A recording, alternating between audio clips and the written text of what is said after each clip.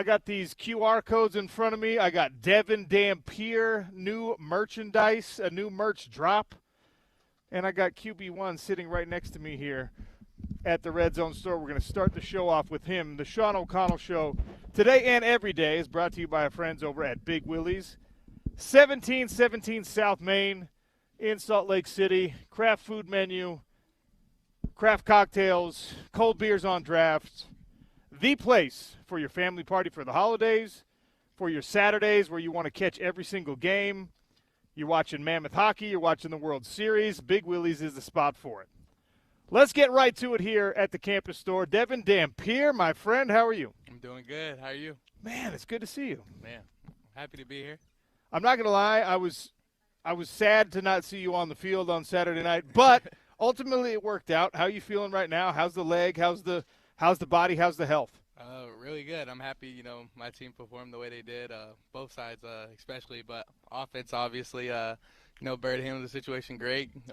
They allowed me to, have an extra couple of days of, recovery, and, now I feel better. We were told it was truly a game-time decision on Saturday night. How close did you feel you were, able to go? When did you make the decision that if you were going to be asked, and I know you were, like, hey, it might be in the best interest of everybody if Bird takes this one? Yeah, I was still available to play. Truly, I still could have got in that game if it was needed. But, again, we had a lot of confidence in Bird. He practiced well during that whole entire week. And, the freshman was going to go out there and, do what he did. He had a great game. The offensive line had there's nobody who didn't have a great game, right? So take me inside the locker room. Take me inside the program right now. With a big bounce-back victory like that, washes the bad taste of the BYU loss out of everyone's mouth and puts you guys right back in the hunt for the things that you hope you can achieve this season. Yeah, I said it before. We lost to Texas Tech, and we bounced back every single time. So it was nothing new to us. We know how to move on from games, and, we know how to go back out there and play U football. So we know that, the championship is still in play for us, and, we know we got to win out. I was talking to coaches. I was talking to other players, and, it's hard to really, I guess, put into words how difficult a bounce back like that can be because these losses, they are emotional. You guys put in so much work, and everyone starts talking their noise, myself included. And you got to tune it all out. Coaches tell me, well, it's the leadership on this team. It's the locker room itself that allows for these bounce backs to happen. I mean, I've been watching Utah football for a long, long time. I don't remember it happening exactly like this in any season where when a team does stub its toe, the immediate response, a West Virginia game, and in this case a Colorado game, is like the most impressive performance of the year. So you tell me in your words, like, what is the key to that bounce back? How have you been able to achieve that as a team? Yeah, again, our leaders, our captains, we are the ones who get looked at first. So it's big for us to, again, the team's looking at us. We got to be able to move on from those games. They definitely sting. They hurt. We talk about it. We learn from it. And then, it's on to the next week. We get another game every Saturday. So got to look forward to that one and get the job done. What was it like for you watching instead of being out there, orchestrating this bounce back and being the one that on the second play of the game is taking it all the way to the house? I know you're a good teammate, but I also know you're a competitor, so it probably wasn't your favorite thing just sitting there watching. Yeah, no, it was a little hard for me. That was probably the first game I've ever missed just in my college career, so it was a little different. But just, again, I know I was the leader of this team, and just every time the offense came to the sideline, I'm making sure I'm talking to everyone, making sure the vibes are still good and all that. But we've talked about it, right? The relationship you have with Bird, it's been good all year long. And in this game, in the post game, Scott Mitchell and Bill Riley and Sly were talking to him, and they kind of asked him, all right, how did you know? When did you know? And one of the things he highlighted was that you came up to him and you kind of passed the baton, so to speak, for the week and said, hey, you go do this. This team trusts you. So is it big brother, little brother right now? Is it best friends? What is the relationship with you and Bird after now he's got a successful start under his belt? Yeah, we're not too many years apart, so big brother, little brother might be. But, I'm probably definitely the leader out of the room for sure. But, yeah, I mean, just as much as he looks up to me, I look up to him too. Just the way he carries himself, and how happy he is, just every day. The whole team feeds off both our energies during practices and things like that. So, I'm happy he was well prepared when I told him take this week serious because it might be your time, and he was all ready for it. 422 yards of rushing at halftime. Colorado was in the negative. I mean, that's like Madden performance. That's like you playing on easy. That's like NCAA football dynasty mode, and you've created all the players, right? I mean, that was as dominant a performance as I can remember from a Utah offense.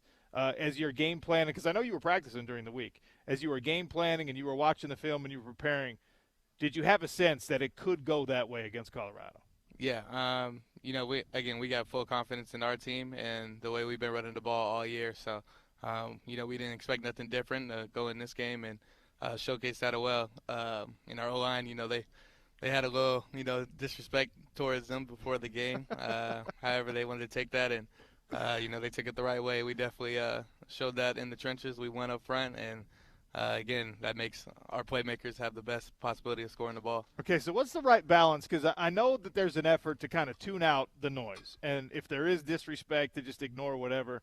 But then it can be a motivator too, right? So, like, how do you find the balance of just ignoring what fan bases, opposing fan bases, your own fan base, idiots on the radio, ignoring that kind of stuff, but also being like, oh, okay, I'm going to pay attention to that particular point. I'm going to write it on the bulletin board, and I'm going to let it be something that motivates me. Yeah, no, it's something you let it motivates you energy-wise. The way we play football here at Utah, we play really good football here. So just to keep that going, but also turn up the juice a little bit and let them feel you a little bit. So that's kind of how we took it. All right, I want to talk about the Cincinnati matchup, but I don't want to ignore what's going on here at the Red Zone store.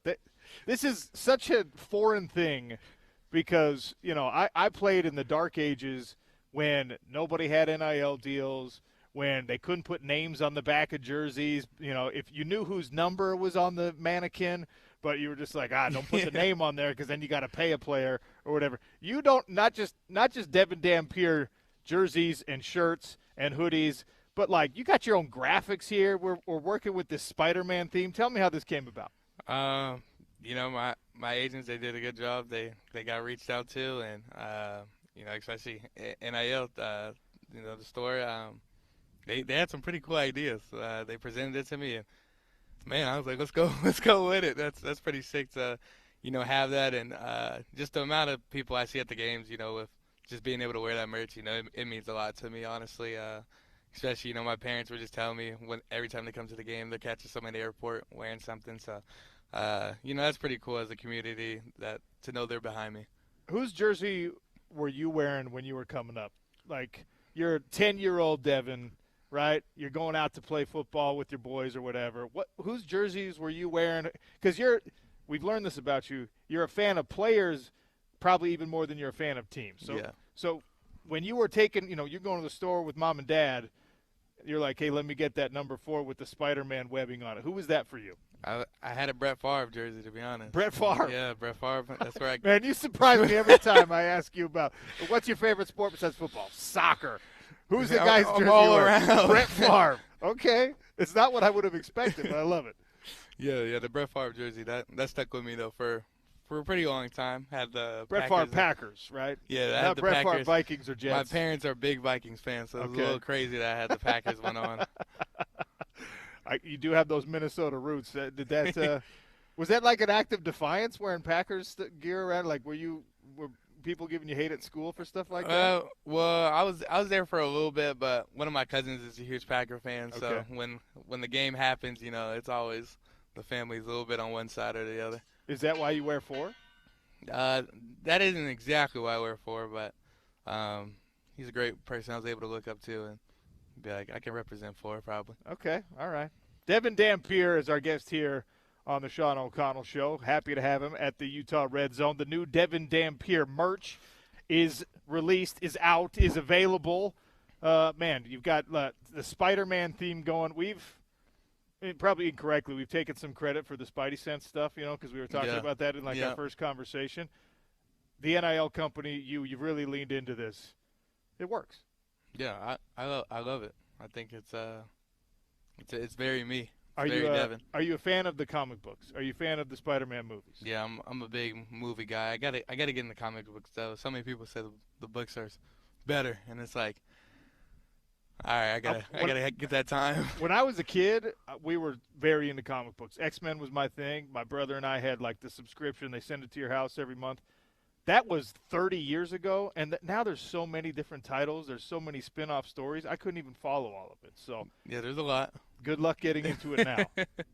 I have my time when I retire. Just kick up, really get out all the information I need. We don't want to talk about retirement yet. Not with Devin Dampier, QB number 1. So, what's the practice been like so far this week? You said you were available to go last week if you had been needed. I imagine you get extra treatment, extra rest over the weekend, and we've had this conversation twice now. Do you feel like you're back towards 100%? Yeah, I've definitely gotten healthier. I've taken majority of the reps also, and Bird's also getting those reps too. Just in case worst comes to worst for me. But yeah, I mean we're handling the situation very well. I feel very confident going into this weekend. So yeah. How much of the playbook do you feel like you need to be able to run to where you can look your offensive line, you can look your coaches, you can look your teammates in the face and say, like, no, I'm 100%, I'm good. You need to start me in this game because obviously your ability to move is a big part of what makes you a great quarterback, right? So probably even more so than some other guys in the conference and in the country, you got to be healthier than some guys, right? So how much of the playbook has to be available to you for you to feel like in good conscience you're doing the best thing, not just for yourself but for your team? Basically almost all of it, to be honest. Again, we've shown we're a very rushing team, and we can also pass the ball as well. But running the ball is something we do very well. So for me to be able to do that, I think that gives our offense the best chance of winning games. Dishing with Devin Dampier is our guest here on the Sean O'Connell Show, brought to you by Culligan Water of Salt Lake City. Taste the Culligan difference. ARUP Blood Services, give local, save local, America First Credit Union, hooking you up with a conversation with QB1 every week. All right, so Colorado's in the rear view. A game like that, just like a loss, you can only think about it for 24 hours, and you got to flush even a great performance, and you got to move on.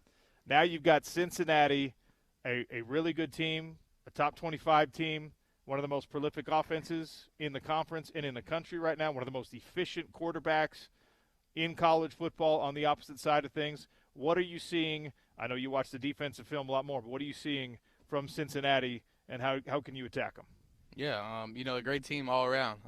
There's a reason why they're ranked again, and it's a very competitive Big 12 conference. So, I think they're one of those teams, obviously we played ranked teams before and, they match up just as well with them. So, just another test for us to, prove ourselves again.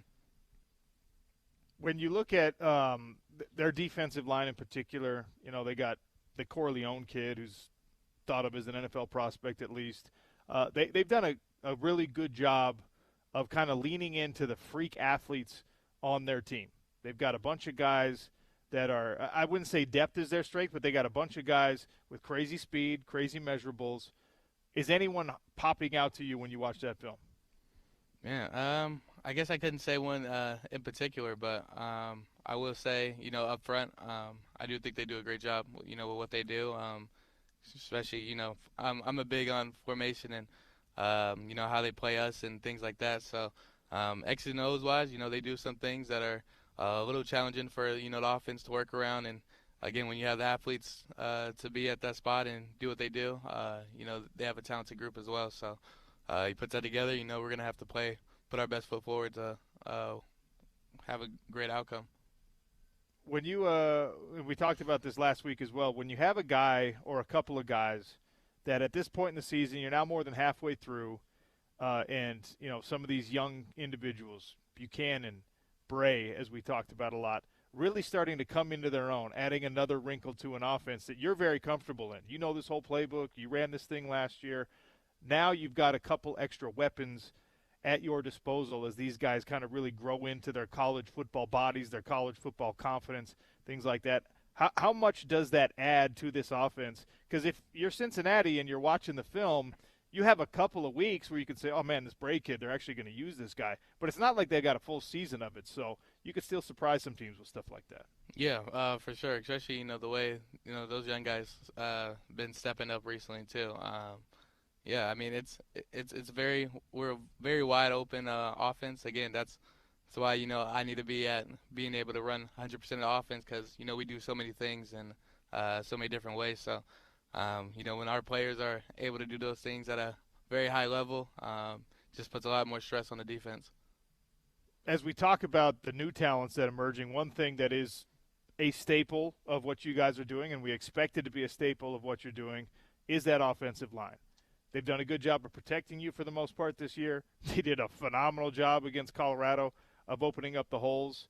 I know you don't speak for all of them, but how is that offensive line doing, feeling? How healthy is that group? And do you feel like they're in the right spot? Yeah, I love those boys. I'm around them all the time. Yeah, I mean, they set a goal at the beginning. They wanted to win the Joe Moore. That's just something that they've wanted since the beginning. So I think they're doing a great job at it. They let me know every game. They love me. They're gonna protect me, put their bodies on the line for me.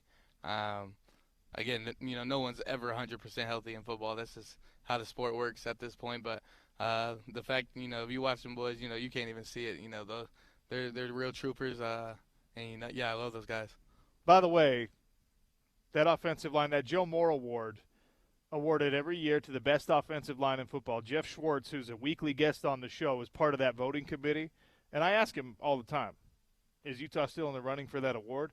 And one of the things that's really interesting in college football this year, and with offensive line play in particular, is he told us on the show yesterday, he said there's not one offensive line that's been great and dominant in every game. So that award is still very much up for grabs. You can tell him that, I guess. Yeah, they gonna take that personal. Don't worry. they gonna step up. Watch. All right, we have to talk about another dynamic in this game. We've got College Game Day on campus. ESPN rolling out the big red carpet, right? McAfee show is going to be broadcast from town. You've got a WWE event this weekend. I mean, there's several different spotlights being put on this game. For Utah fans, that should be all cause for celebration. Hey, let's go. This is so much fun. But people are starting to get superstitious because in the recent trend has been that these big games, these spotlight games, have not worked out for the University of Utah. How should we think about that? How should we handle that as a fan base, as observers? Because, big noon kickoff, BYU game, big noon kickoff, Texas Tech game, and now people are nervous that College Game Day is going to be on this one. How are you processing it? Yeah, I'm not superstitious at all. I go about my day the same. Everything, if anything changes, I'm not too big on it. But, I think it's great for us at just being at Utah. I think the fans should handle it great. I mean, honestly, the amount of attention that we've gotten this year and just the way we're handling it as a community, as a team, I think we've been well at it. So this is just another week for, our fans to be able to show, what Utah's about and to have that attention again. So, we're going to be locked in. We're going to be dialed in again. Did you watch Game Day coming up? Like, was this a part of your Saturdays as a kid, as a, middle schooler, as a high schooler? Were you watching College Game Day? Yeah, for sure. Like, I mean, who don't watch it before all them games come on? It's definitely something that everyone's tuned into. So is it still surreal for you in any way that, like it already happened on the big noon kickoff? Like they were talking about you all the time. You're going to have Kirk Herbstreit and those guys breaking you down. There's going to be Devin Dampier highlight packages on a show that you came up watching. Is that strange for you? Does your family, screenshot you and all look at Dev? Like, how do you react to it, and how does the people around you react to it? Yeah, there's definitely a lot going on in my life right now. So, everything's just blurring across my face right now. But, definitely when I get time to just be about myself and think about it and just think about where I'm at right now and how blessed in the situation I'm in. It is pretty crazy. But, I'm very happy to be here and, just keep going. Young athletes are dreamers, right? Especially quarterback types. I'm sure you visualized in your mind the game-winning drives, the touchdown passes, all that kind of stuff. Did young Dev ever imagine that being featured on game day, on Big Noon Kickoff, having your own damn merchandise that people are lining up to buy, like the Spider-Man theme? Like, in your wildest, I'm talking young Dev imagination, did you think this was going to be part of your life? On a serious level, everything's always in question, but, as a little kid, you're always, well, especially with my brother, we're always doing the last second, Sure. running around, 3, 2, 1, I'm throwing the ball and stuff like that. But, yeah, I mean, as I got older and just realized, I'm getting closer to my goals, yeah, I'm really happy about my journey and where I'm at now, especially here. I feel like, this is all I could ask for out of a college experience, and, I'm glad to be a Ute. What's the possibility that we see you and Bird on the field at the same time a lot of times against Cincinnati? It's very possible. Bird's a heck of an athlete, and so am I. So, I think our skill sets, we're very alike. So yeah, I wouldn't be surprised. I know Coach Beck likes that when we saw it when he not in when Bird was starting, but in the spot duty, a lot of those plays you're still on the field, motion out, split out, whatever, so that a defense doesn't know what's going to happen. Is that something that was part of the offense at New Mexico, or is that just because now you got two guys that you could use that are effectively interchangeable? Yeah, we did something like that a little bit in at New Mexico, but yeah, Bird's one of those guys. You probably want the ball in his hands at some point during the game because he's gonna make a big play for you, rather with his legs or his arms. So, yeah, it's pretty scary. I should have asked this before when we were talking about Colorado, but one of my favorite things about that game was that we saw in the fourth quarter especially, we saw a bunch of people on the field that are probably not getting on the field for the rest of the year, that hadn't been on the field yet previous to that, right? You go down deep in the depth chart, third-string defense, you get the backup offensive line in there and stuff like that, and you get to see some of those guys have big moments, make big plays, have success. Those are team chemistry building moments when little brother gets to be on the field and the guy has been grinding and working and busting his ass in the weight room, he gets his moment in the sun. Was there a player or a couple of players in particular that you got to see kind of have that moment against Colorado that everybody was hyped about? I mean, the starters, I was down there on the sideline, the starters were going nuts for everything, supporting their guys. But were there any players that you were just like, finally he gets to feel what it's like to do the Devin Dampier thing where I'm scoring touchdowns or whatever? I think Nate Johnson definitely, stands out in that group for sure. Someone that was waiting for his opportunity to come back up, and again, he got in that end zone. He's been here before at Utah before he transferred and came back, and just a lot of those guys knew Nate before too. So a lot of our guys were happy to see him get that touchdown, and it honestly, with that opportunity at the end of the games, that is your shot to get back in the scheme and what we're doing, and I think he pretty much earned that. By the way, if you didn't watch that live because you were already getting to the parking lot and trying to beat traffic or whatever, go find the highlight of that Nate Johnson scoring play, because it was one of those football plays that even the most uneducated eye, you could see was going to be a touchdown. Like the whole open, it was like Moses parting the Red Sea. There was no tackler within 1,000 yards, and Nate Johnson obviously has the wheels. You just saw that thing open up. It was like, oh, yeah, that's gone. going to the house. Yeah, he's gone. Good night, goodbye. That's one that made it look easy. Yeah, that was good all around. Again, even our O-line that was out there, to see them, make the holes that they were making during that time, huge kudos to them as well. All right, now to the most important part of our conversation. Halloween this week. Where do you stand on Halloween? Are you a dress up, take it real seriously kind of guy? Are you I went trick-or-treating for 4 hours and filled up a whole pillowcase full of candy? Give me the Devin Dampier Halloween treatment. Growing up, I was huge on candy. I used to hit the big neighborhoods. Everything was king size, no matter what door you're at. Everybody, all all of you people out there, all of you lawyers, doctors, business owners, I just want you to know that Halloween is the time when you are most appreciated by society because every kid from every state knows where the rich neighborhoods are, and they get dropped off and they go get those king-size candy bars. They go get them. It's the best thing ever. Yeah, I think the way I used to trick or treat, I used to have candy for like a month. Yeah, I used to be crazy back in. And now, like if now it's a little more.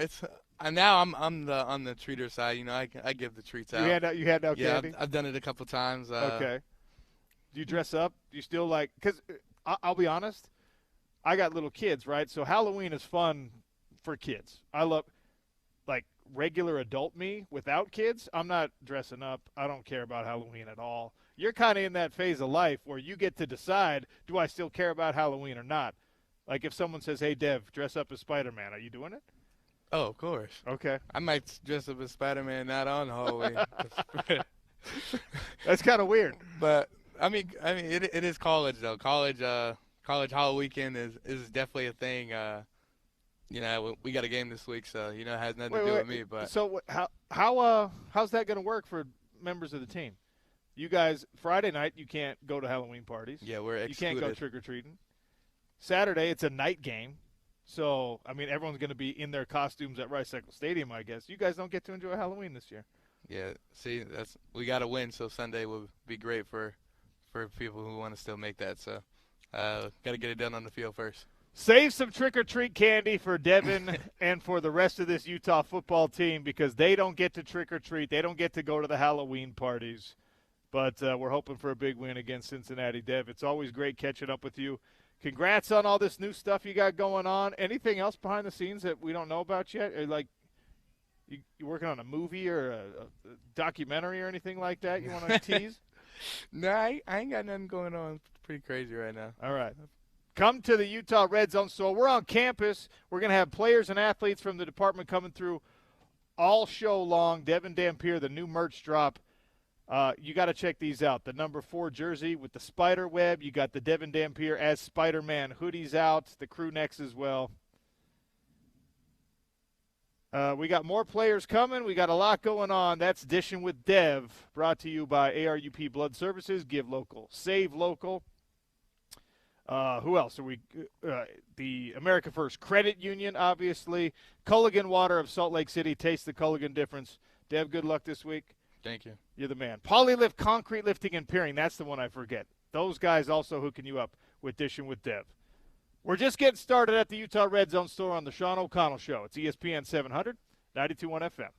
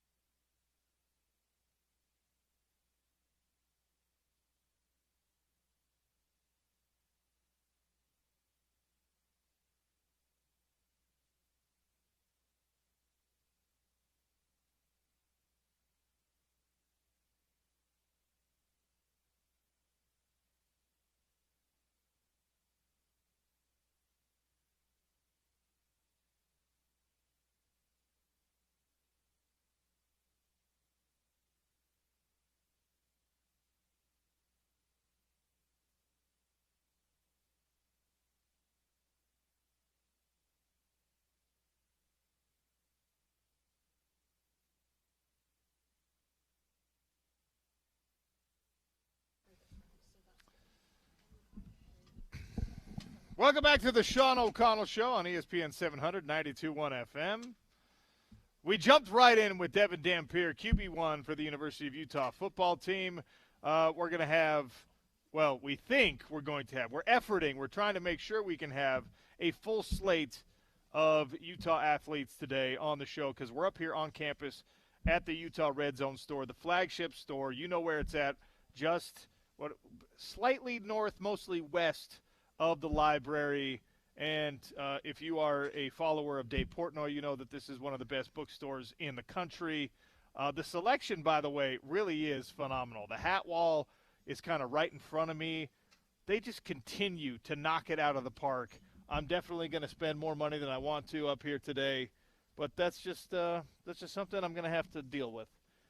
I mean, you've got jackets. It's now time to start thinking about those cold weather games. You're going to have to get the blackout stuff for the Saturday night game against Cincinnati. The uniform release, by the way, was very well received by the Utah fan base. We talked about that at the end of the show yesterday. It will be, unless they surprise us and pull a switcheroo, it'll be a blackout game, and a night game at Rice-Eccles Stadium is just a different kind of vibe. So come to the Utah Red Zone store. Maybe grab a little pullover, a hoodie, a zip-up, something, because it is going to be slightly chillier this coming Saturday night than it was last week on a beautiful night against Colorado. But there's no such thing as bad weather for football. You can play it in anything, which means you as a fan can be out there at Rice-Eccles Stadium watching it in anything weather-wise. Just make sure you dress right. Utah Red Zone store can get your needs taken care of. I mean, they even have shoes now. They got the official Utah Under Armour shoes now. So we jumped right in with Devin Dampier. Fano brothers, Smith Snowden, JHD, John Henry Daly, all supposed to join us on the show today. Very much looking forward to those conversations. James, you heard James Peterson talking about it in his update. Massive news for the state. Massive news for the Utah Mammoth. Logan Cooley and the Utah Mammoth have agreed to a contract extension that keeps him in Salt Lake City, keeps him with the Utah Mammoth for the next 8 years. So what we now have is a core of young talent for this Utah Mammoth team that is locked up and that has shown us through the early goings up almost until November here in 2025 that this is a group capable of keeping pace with even some of the best teams in the NHL. Last night notwithstanding, all right, you knew the win streak was going to come to an end at some time. It's not any reason to hit the panic button. But it probably is an important lesson-type game because you had a great start, 2-0 at the end of the first period. You ended up leaving the second period after going up 2-0 in the first period. You ended up leaving the second period down a couple of goals, 5-3 heading into the third. Ended up being a 6-3 game with Edmonton on top. There's a reason the Oilers have been in the Stanley Cup final 2 years in a row. They are a phenomenal club, top to bottom. The goaltending is the thing that has kind of maybe kept them out of hoisting the actual cup. But when you talk about the havoc that they could cause in front of your own crease, Vejmelka just – you can't even blame some of those goals on him. The absolute hustle and rebounding awareness for the Edmonton Oilers to get especially, goal 3 and 4 past Vejmelka and into the net. It's just – it happens that way sometimes, and you can't blame Veggie. I'm sure on some level you should, but in my semi-uneducated opinion, those were just like bad bounces for a goaltender who has been really, really solid. Don't be surprised if we see him maybe get a rest in the next start. And, another Czech goaltender out there. They're back in action Sunday at home. It'll be an afternoon game. So this Utah Mammoth squad, yes, takes a loss last night. Still in a very comfortable position in terms of where they're sitting right now from a playoff standpoint, although it's way too early to be talking about a playoff hunt. And the most important news for the Utah Mammoth today is that you have come to an agreement with Logan Cooley. $10 million a year is kind of what we talked about when he turned down a contract same length of contract, and the average value on that one was like 9.6. I honestly thought you were going to have to jump up closer to like 11 million a year to keep Logan Cooley happy, but things are going well for him. Things are going well for the Mammoth, and they were able to come to an agreement. But just kind of like, I don't know, on the team plane or something, get this thing done. And now you've got Cooley alongside Gunther and Peterka and the rising defensive stars that are both pretty young. This is going to be a really, really interesting run for the Utah Mammoth moving forward. Congratulations to Bill Armstrong, to the Smith Entertainment Group, to everyone who got that deal done, because we are going to be talking about this as the NHL continues to improve its ratings, its marketing. Its salary cap number is going to continue to rise, and we're going to be talking about this contract at $10 million a year or $10 million average per year for somebody like Logan Cooley. If he stays healthy, this is going to be in year 4, 5, 6, one of the great bargains in all of NHL hockey. Mark my words. We're going to be talking about this in 2030, and we're going to be saying, you've got a guy who's an Olympic team skater, who is a, hopefully by that point, 75 to 90 point scorer, a guy who's given you 30 goals a year, and he's still in his 20s, and you've got him for $10 million a year. Because everyone's going to have to re-up, right? How the market gets set in every sport and at every position. Look what just happened with Aiden Hutchinson. Like, you have to pay these guys top dollar value when they're the young dude who's rising. Cooley probably could have held out for $10.5–11 million a year, and even that, if it had come to that, would have been a bargain when we get to that. You're really in the thick of playoff contention, Stanley Cup contention, because you're talking about a guy who's still be in his late 20s, halfway through, not even mid to late 20s, halfway through this contract. And at that point, with the salary cap continuing to rise, that will be a contract that puts him kind of like, I don't know, top 50 in the NHL by that point. And with his potential, he should be a top 30, top 20 player in the NHL when we get to that level. They're playing chess. Everyone else is playing checkers. Huge, huge, huge contract get for the Utah Mammoth. James, you were excited about this. Absolutely. We talked about this beginning of the season, right, OC? You asked, if it takes 10, 11, 12 million average annual value, do you do that for Logan Cooley, which right now, might be at that point where like that might be an overpay in the short term, but it's where you bank on him developing into that kind of player long term. Well, he's had the start of the season where it's like, well, maybe he is close to, if not that player right now. So yeah, I think this is. I said back then, yeah, you got to, because of how young he is and because of the potential that he has and what he's already shown.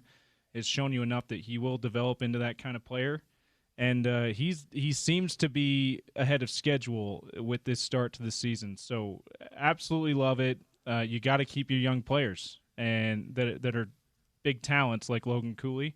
So hats off to the Mammoth for doing that. If he plays it out without extending, you're talking about a guy who's going to be 29 years old still when he's done cashing this $80 million contract. And who knows, like in 8 years, like you were just talking about it, OC, who knows, like the highest average annual value might be, I would guess it's going to be close to double what it is now. The highest average annual value contract in the league. You would hope so. That's the kind of financial growth that the league is going to have. It may even be higher than that. So as you just said, he's probably going to extend at some point if he continues on this trajectory. But if he doesn't, $10 million a year for his talent is going to be a crazy bargain. The same way we talk about Patrick Mahomes' giant contract he signed however many years ago. That was huge at the time. It's a bargain now, 2, 3, 4 years later. This could be the same kind of thing for Logan Cooley.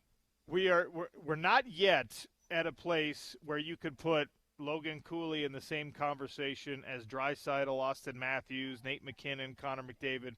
None of those guys are 21 years of age, okay? All of those guys are 4, 5, 6 years or more into an NHL career.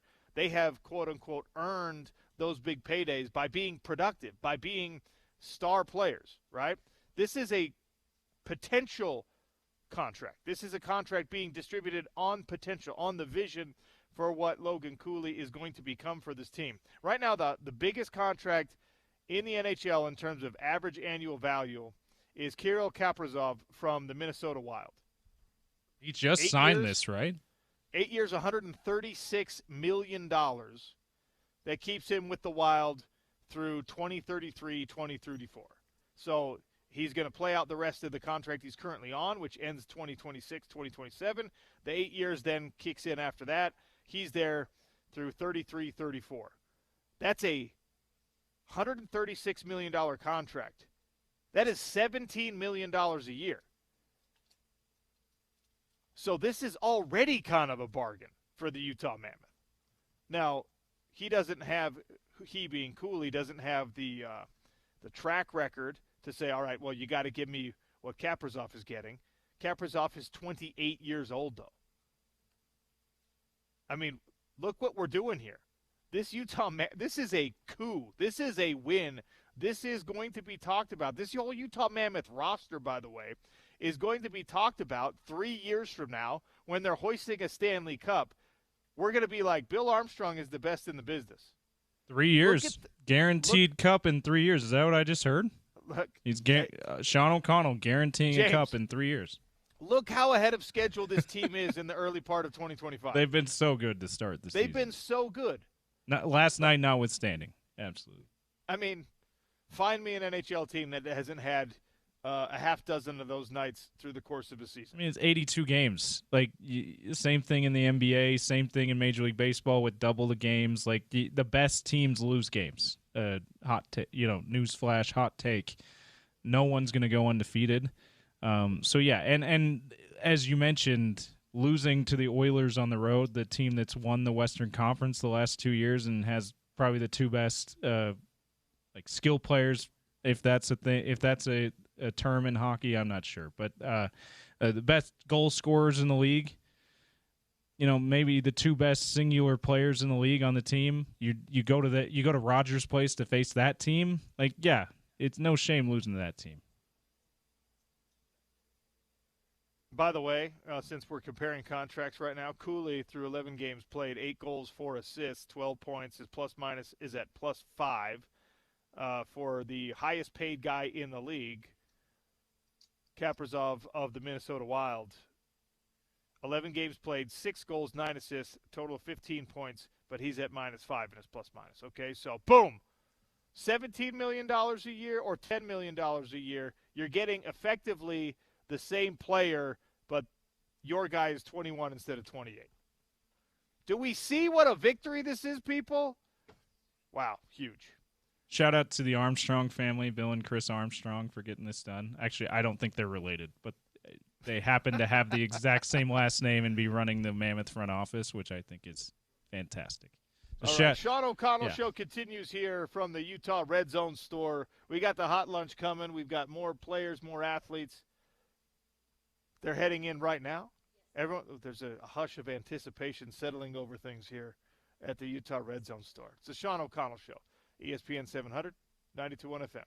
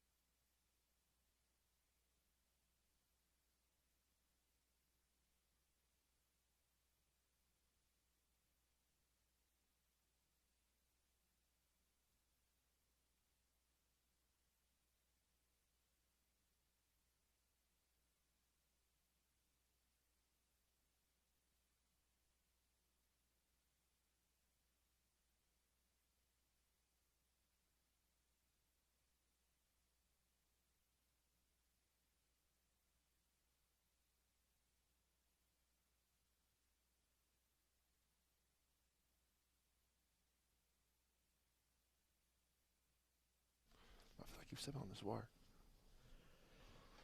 Time for the hot lunch on the Sean O'Connell Show.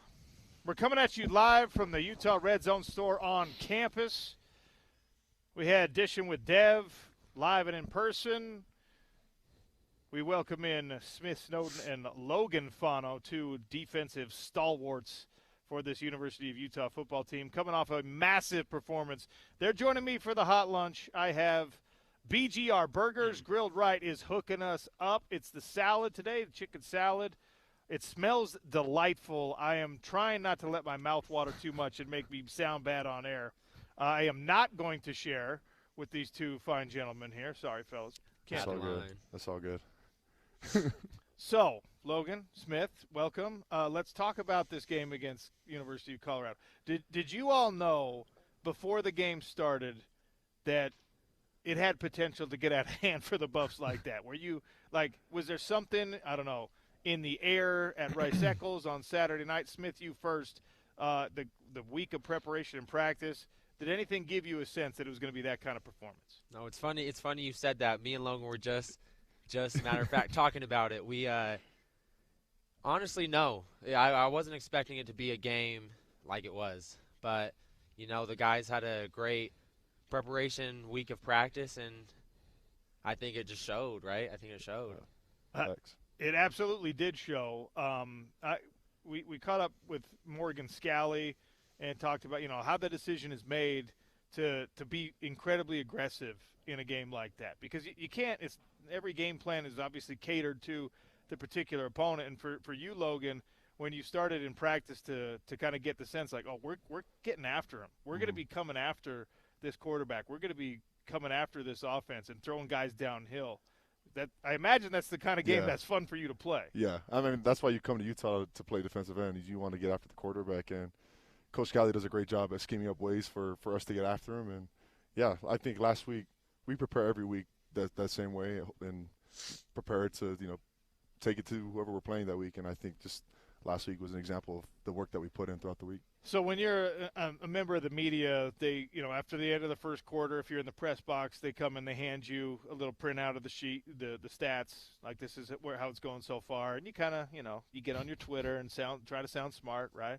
They do it again at halftime. Is there anyone doing that in the locker room for you all? Is there anyone telling you, hey, Colorado's got minus 18 yards of offense at the half? Are you in real time? Are you guys aware? Because I know you feel that, we're dominating right now. But did you have any sense at halftime on Saturday night of just how lopsided it was? I think Coach Scally might have told us what it was, and he just said, keep on the same direction. You're killing it. Keep going at it. Yeah, I had no idea until before we went into the locker room at halftime. I looked up. They show the stats on the screen in the stadium. Me and John Henry were looking at the board. We're like, yo, they have negative 18 yards. Yo, it's kind of crazy. Unbelievable. Yeah, it was wild. There was a point in the game, I think it was halfway through the second quarter, where your punter had more passing yards than their starting quarterback. That's a crazy stat.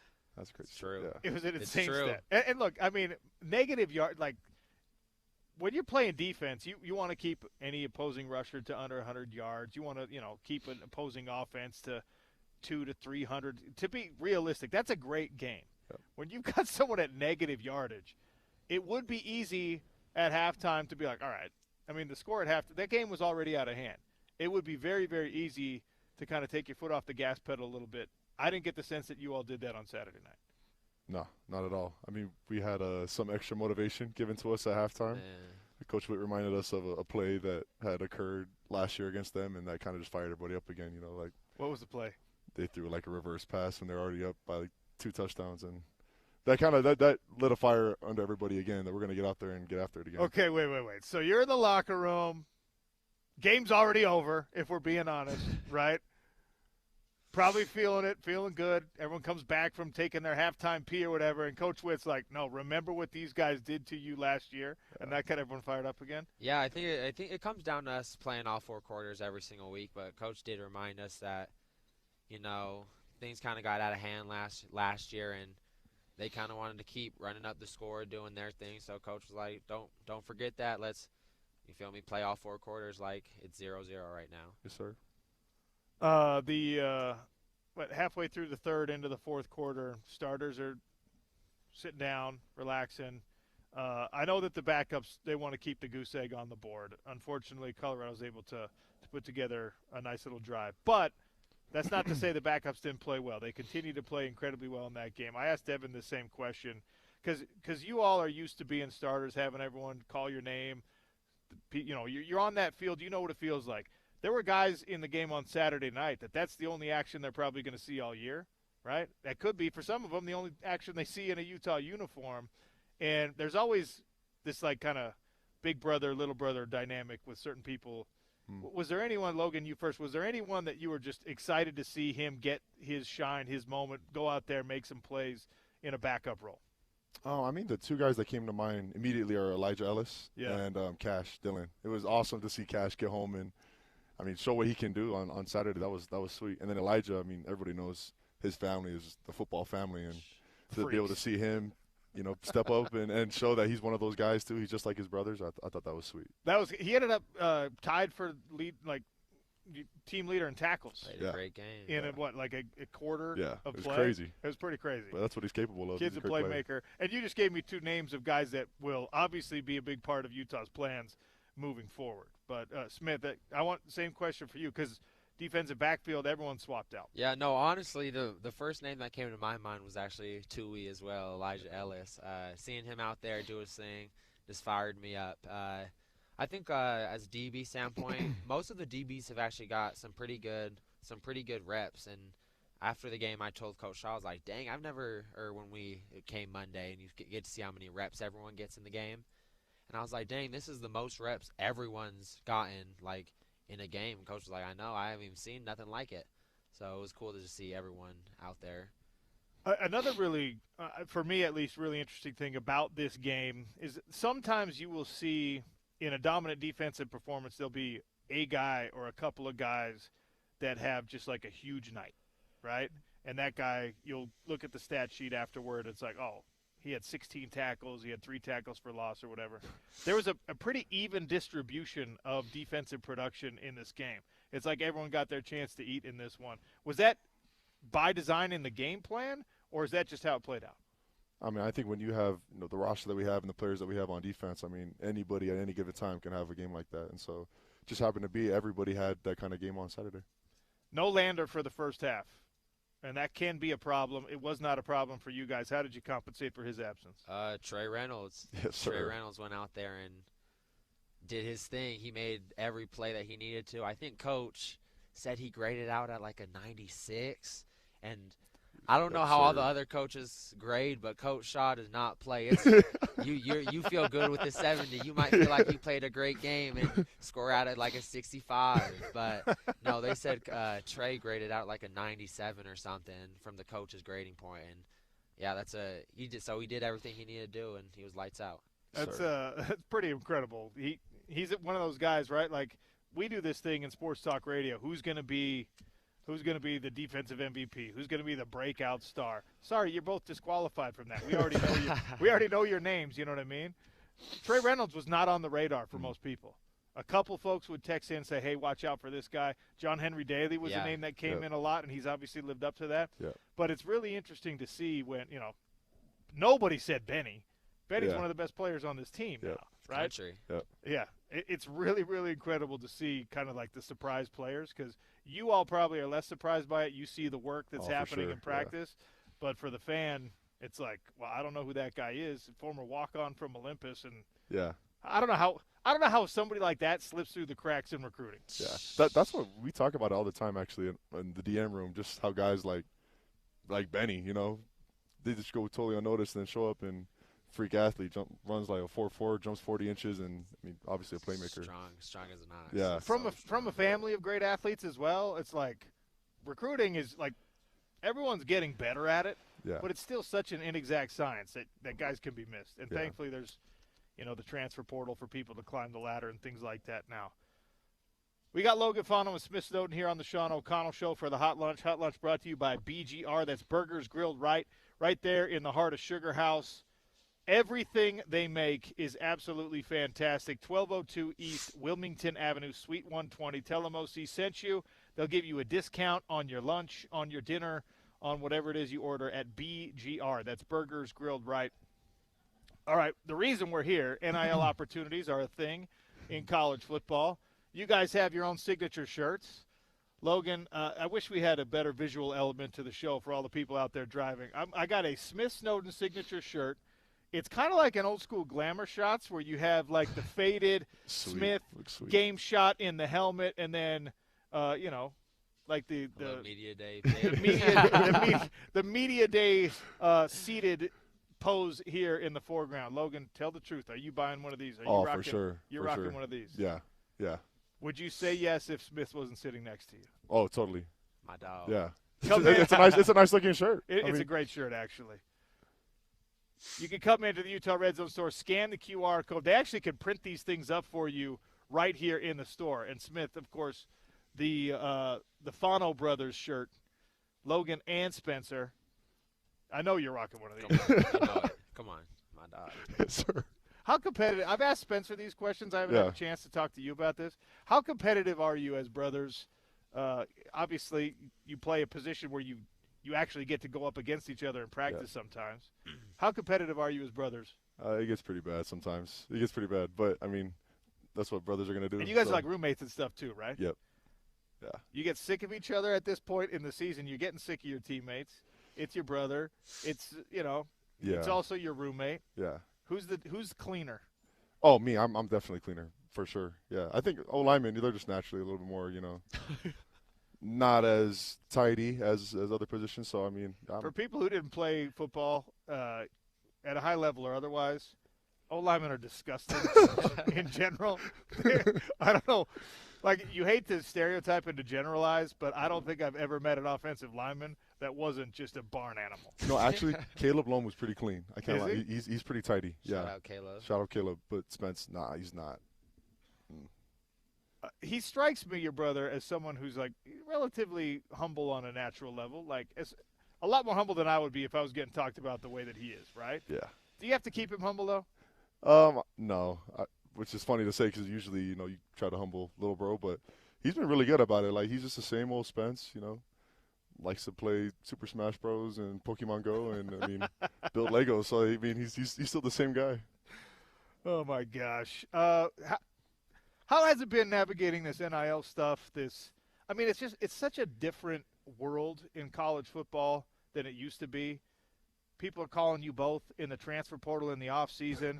Rumor mills are buzzing around like $1 million here, $1.5 million there. I don't know if those numbers are realistic or not, but the fact of the matter is there are opportunities now, and there's tampering and all this crazy stuff going on. How is it navigating that while trying to be a student, good teammate, an athlete, just a decent football player working on your own craft? Logan, you first. Is it a natural thing for you to be able to deal with it without getting distracted? I think it just goes to how me and my brother were raised by our parents. Where the most important thing is loyalty, and the way my parents have kind of tempered us to approaching NIL is, you choose a school that you feel like is best for you. Still, rely on the Lord to help you make that decision, and then you maximize your earning capacity from there. It's like if you want to make X amount of dollars, you better be worth X amount of dollars. So. Yeah. Well, I'm glad you used the word loyalty because it is something that it's easy for us in the media world and in the fan world to throw around.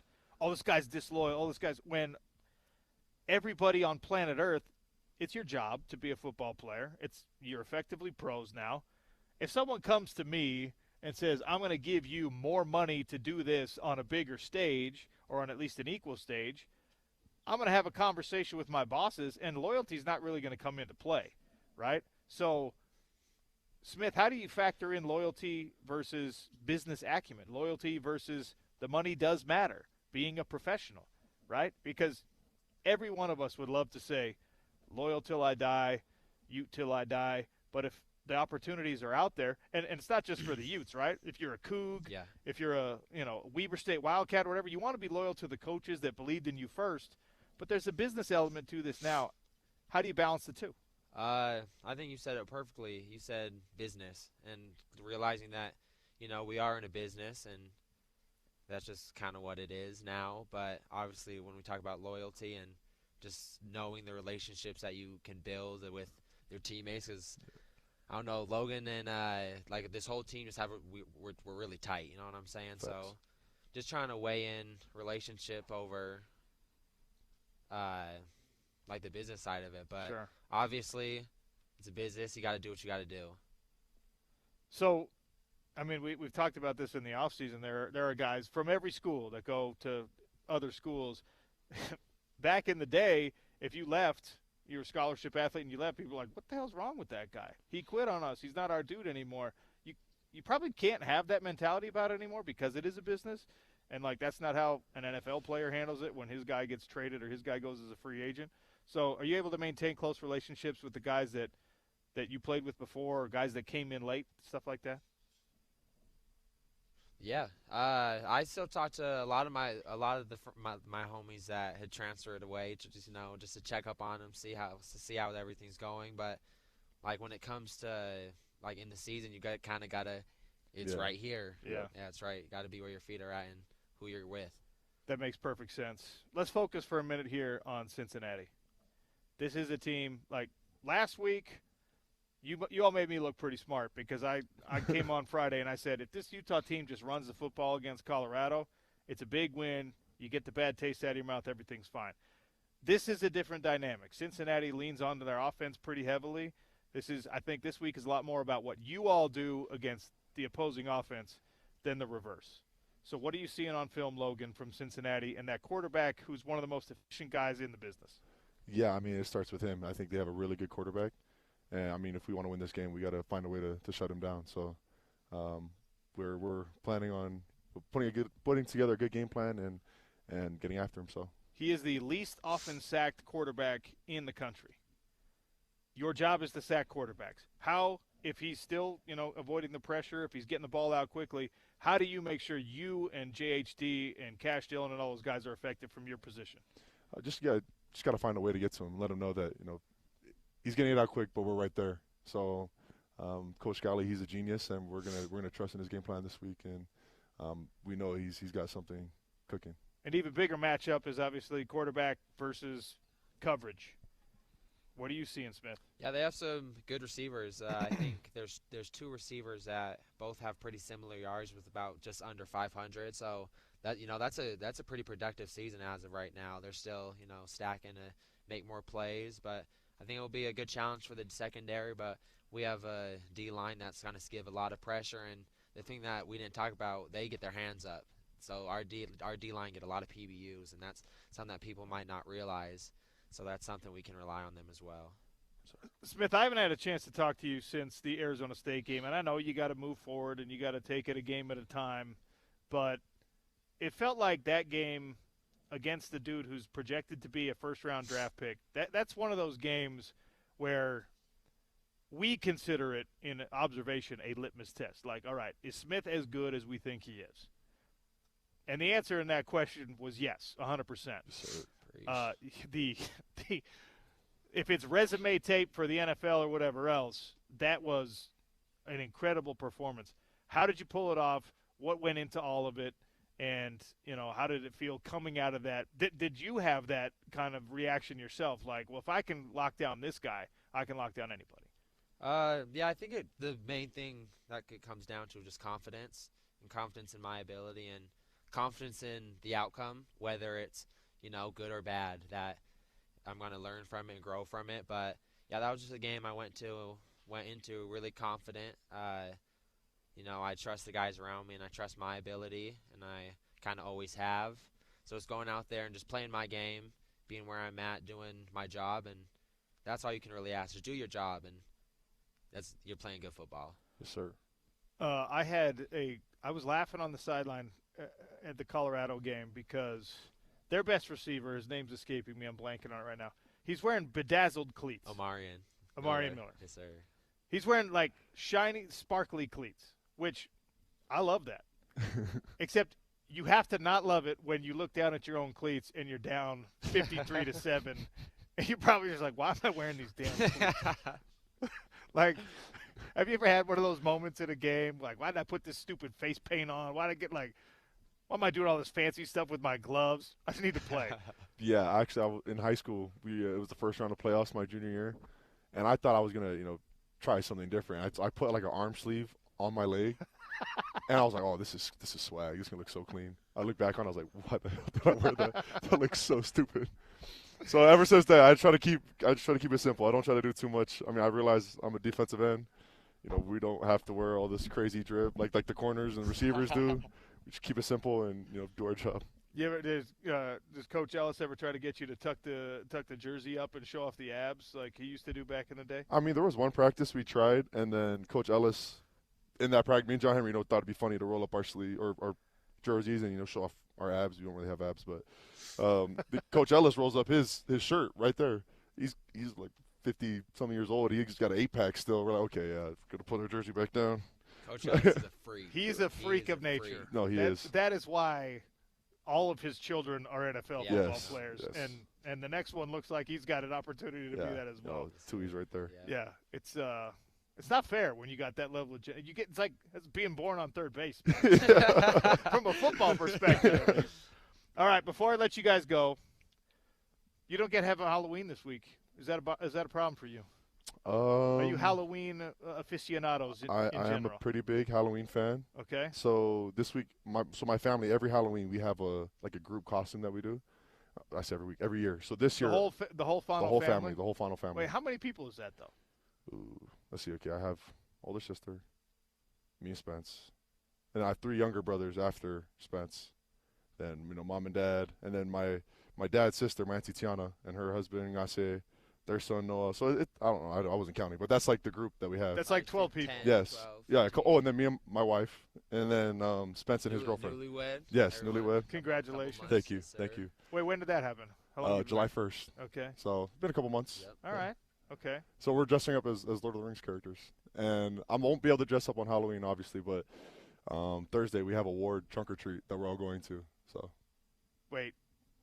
Lord of the Rings. Who's going to be hobbits? You guys are all giants. So my little brothers, were they're all no, they don't get a choice, you know. We got a Smeagol, we got a Frodo, all of that. We got to take care of. Who's Spiegel in that crew? I don't remember. It's one of the little boys though. We just Okay. designate that role to one of them.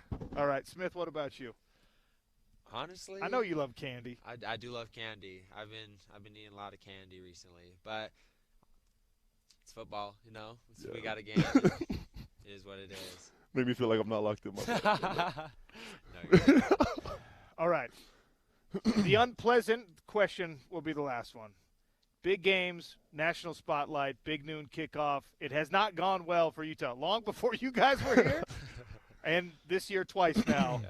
Obviously, game days on campus, and the national spotlight is on this program again, which is a sign of respect for everything that Coach Witt has built and everything you guys are a part of. But there's some superstition among the fan base, like, oh, man, this game's so important. Why'd they throw this crew our way? How are you guys handling it? I mean, Cincinnati is Cincinnati, and they have nothing to do with game day or anything. It's us against them, and we really don't care about any of those other games that were on, you know, game day or big noon. We don't really care about any of those games. The only one that matters right now is Cincinnati, and we're focused on, you know, playing the game on the field. So that's the way to handle it. Yeah, play our game, and yeah, don't let noise get to us. Just have, you know, blinders on and just look forward to Saturday and taking care of business, doing our jobs. Do you like the blackout? It's going to be blackout uniform, blackout night. I've been waiting for this. Oh, yeah. I've been waiting for this. Yeah, we're excited. It's gonna be sweet. The helmet. Have you seen the helmet? We have. Yes. I can't wait till I everyone. didn't. No, yeah, we have seen it. We have seen it. Okay. Everybody will see it in probably 48 hours. So. Okay. All right. I think Wednesday's the day. Oh, today, huh? I think Wednesday's the day. Yeah. We might be getting a reveal today. Okay. All right. Sweet. All right. Fellas, appreciate you swinging by. Congratulations you. on all the success so far this year. Congrats on the marriage. Thank you. Good luck. We'll Yes, see. sir. We'll Appreciate see you up there it. on Saturday night. All right. Yes, sir. Thanks for Logan having us. Fano, Yes, Smith sir. Snowden. Their merch is available right now. We're at the Utah Red Zone store on campus. You can get the Fano Brothers T-shirt. Wait, there's no Logan Fano solo shirt? It's just only available one is you and Spence? No, you can get the Logan Fano solo shirt for sure. Like Sean was saying earlier, I am the better-looking brother, so if you want to have a better-looking player on your shirt, go ahead and get the Logan Fano shirt. He's not here to defend himself. Spencer, it's his fault. I would get the Fano Brothers shirt if you showed up, but now I got to go with just the Logan Fano solo. Sorry. And, of course, Smith Snowden, as well. Two great players from a team that we expect to grab a big win on Saturday night at Rice-Eccles Stadium and reverse the curse on College game day and Big Noon and all those things. Lots more to get to. I'm going to dive into my hot lunch from Burgers Grilled Right. That's BGR in Sugar House. Mention the Sean O'Connell Show, and they're going to hook you up with a discount on your order. Lots more to get to, like I said. ESPN 700, 92.1 FM.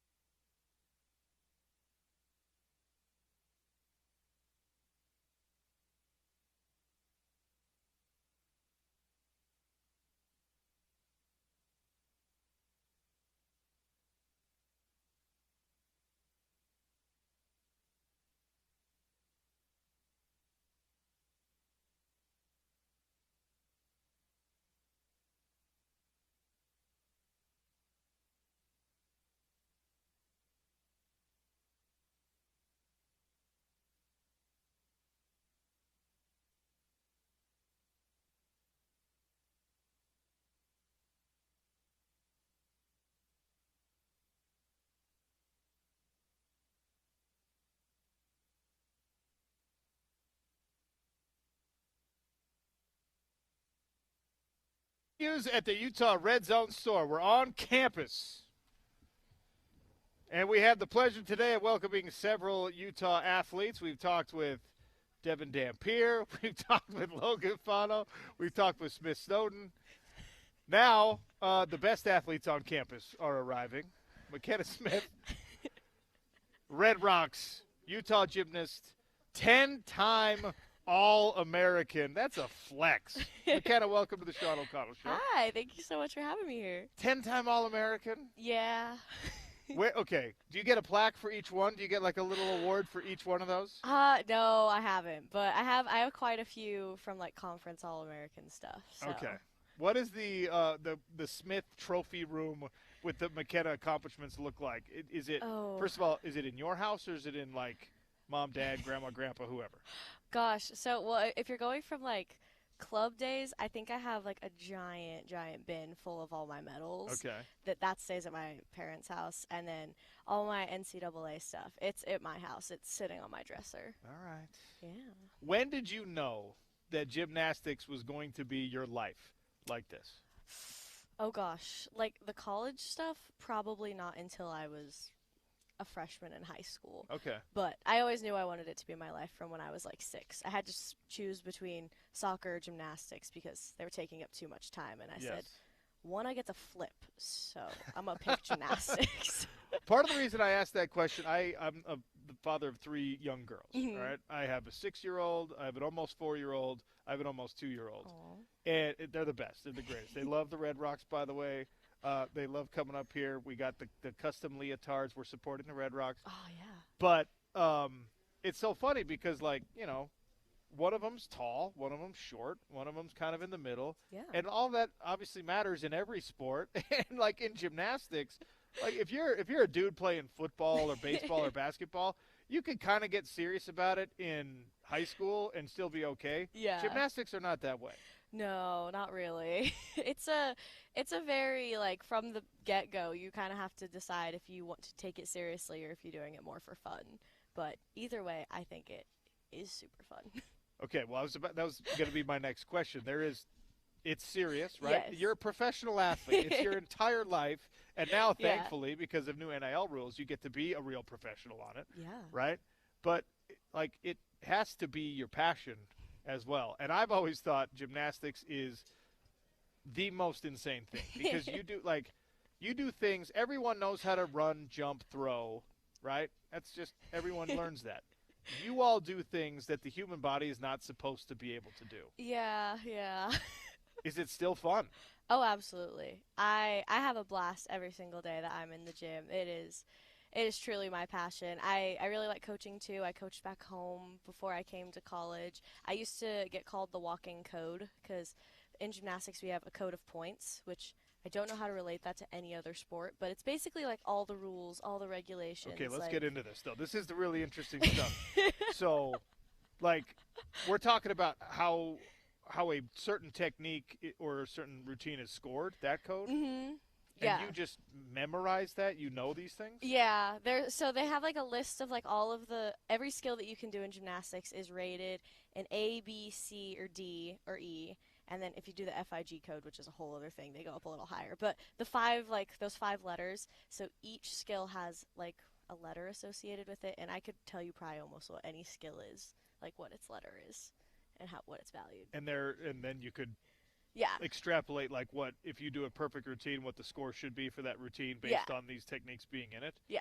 So you got a little computer brain going on. Yeah, with that specifically. With only gymnastics scores specifically? I swear, gymnastics, it makes so much sense to me, but sometimes I'm doing stuff for school, and I'm like, I've read this 8 times, and I still don't understand what's going on. So you are a gymnastics savant, but it doesn't apply to memorizing anything else in your life? I think it depends on what it is. If I find it interesting.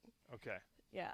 So what is the thing that drives you academically right now? Like, what is the stuff that you're like, yeah, that's something I will remember, like the code?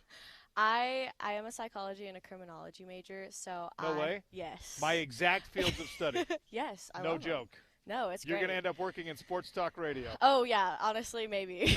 Who knows? Just abandon those studies now because I literally studied those exact same things and did not end up working in the fields I thought. Yeah, I mean, honestly, I'm here for wherever life takes me, but I love learning about, like, the law, and I feel like it's, like, the typical girl answer that, like, I love, like, learning about serial killers and, like, all of their stuff, so. Greatest college class I ever took was in a master's program up at Weber State University. Shout out Wildcats. The whole course was on the death penalty. Yeah. The most fascinating thing in the world. Oh, I think it's so interesting. Wow.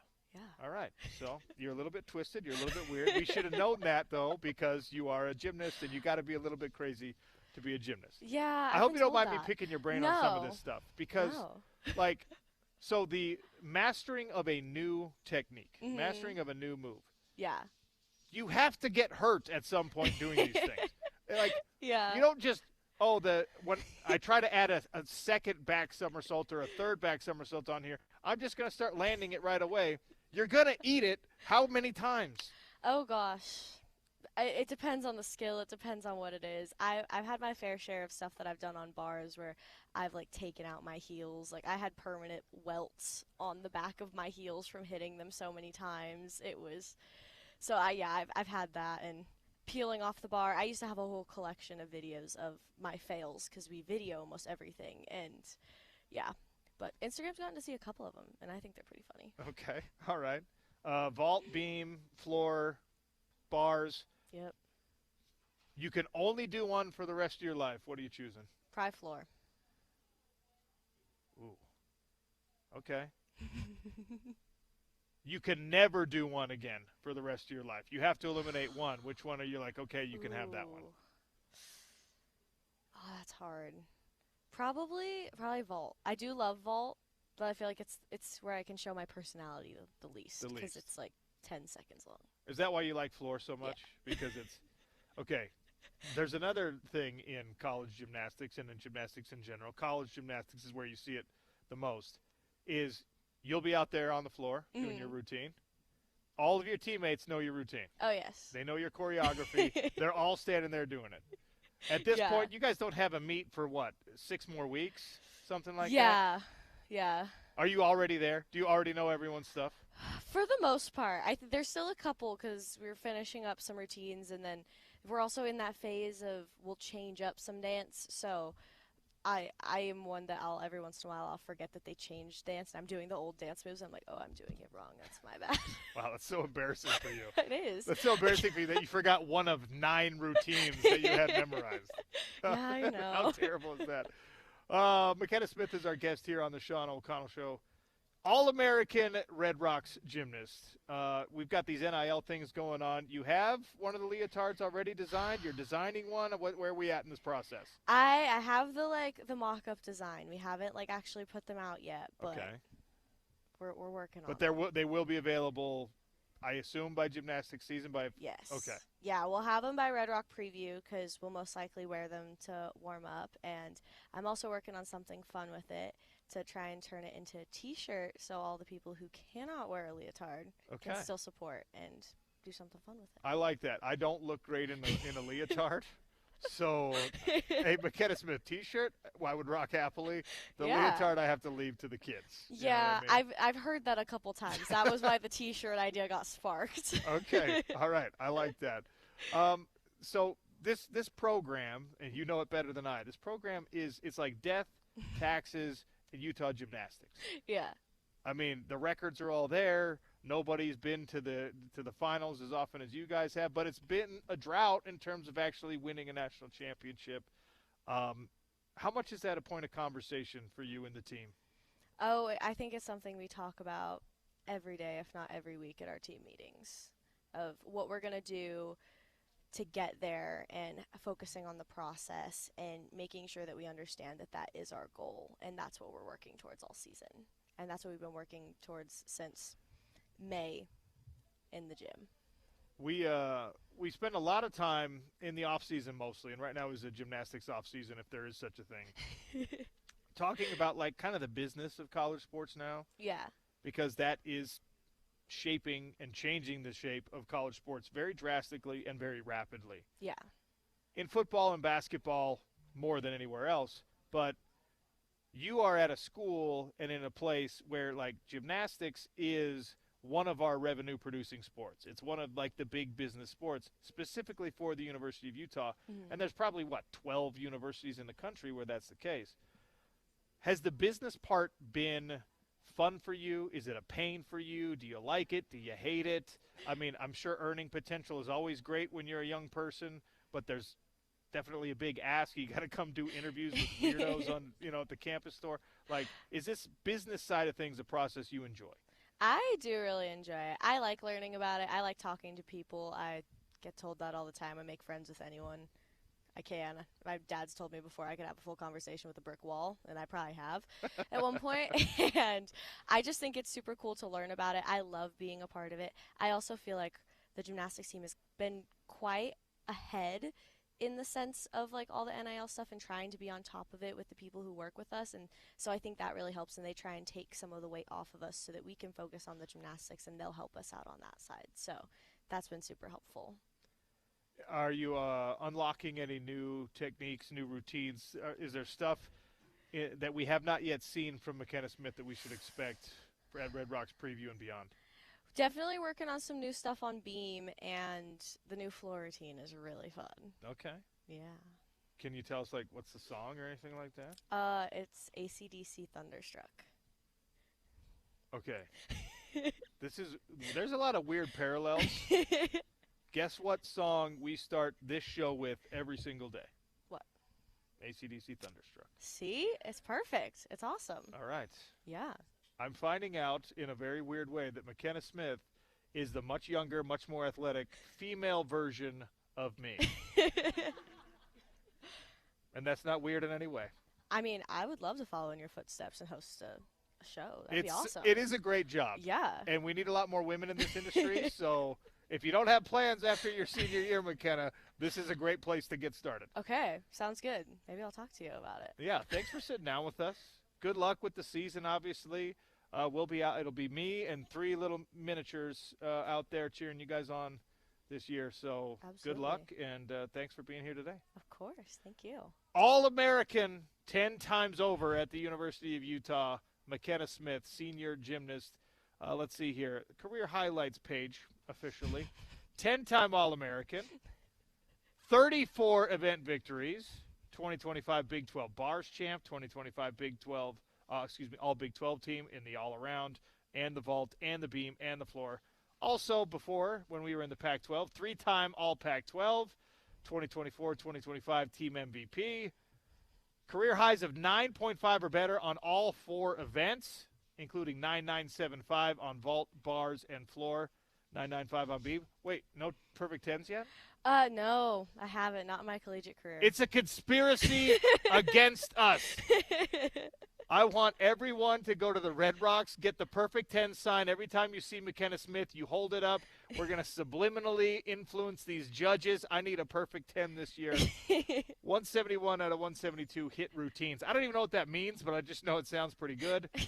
And I rescind what I said before. There's actually nothing. She has nothing in common with me. I could not be good at any of this stuff. McKenna, you're the best. Thanks for sitting down with us. Thank you so much for having me. Go Red Rocks. Go Utes. Sean O'Connell Show continues next with the Daily Dump on ESPN 700, 92.1 FM.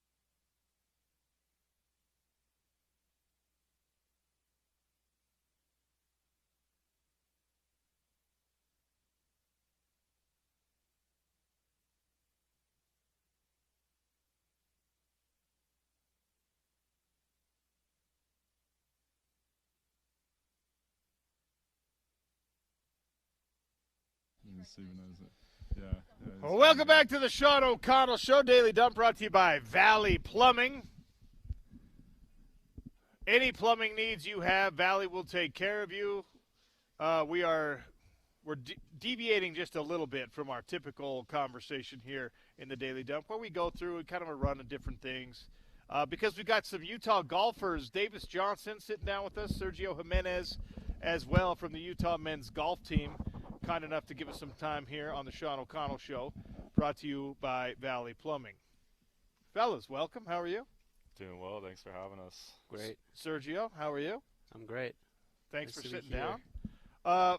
Before we get into anything golf-specific, tell me what life on campus is like right now. You got a good football team. You got some optimism for the basketball team. Red Rocks gymnastics is going to be good again. Your athletic department is thriving right now. What is campus life like? Davis, you first. It's a lot of fun. I mean, we build off of each other.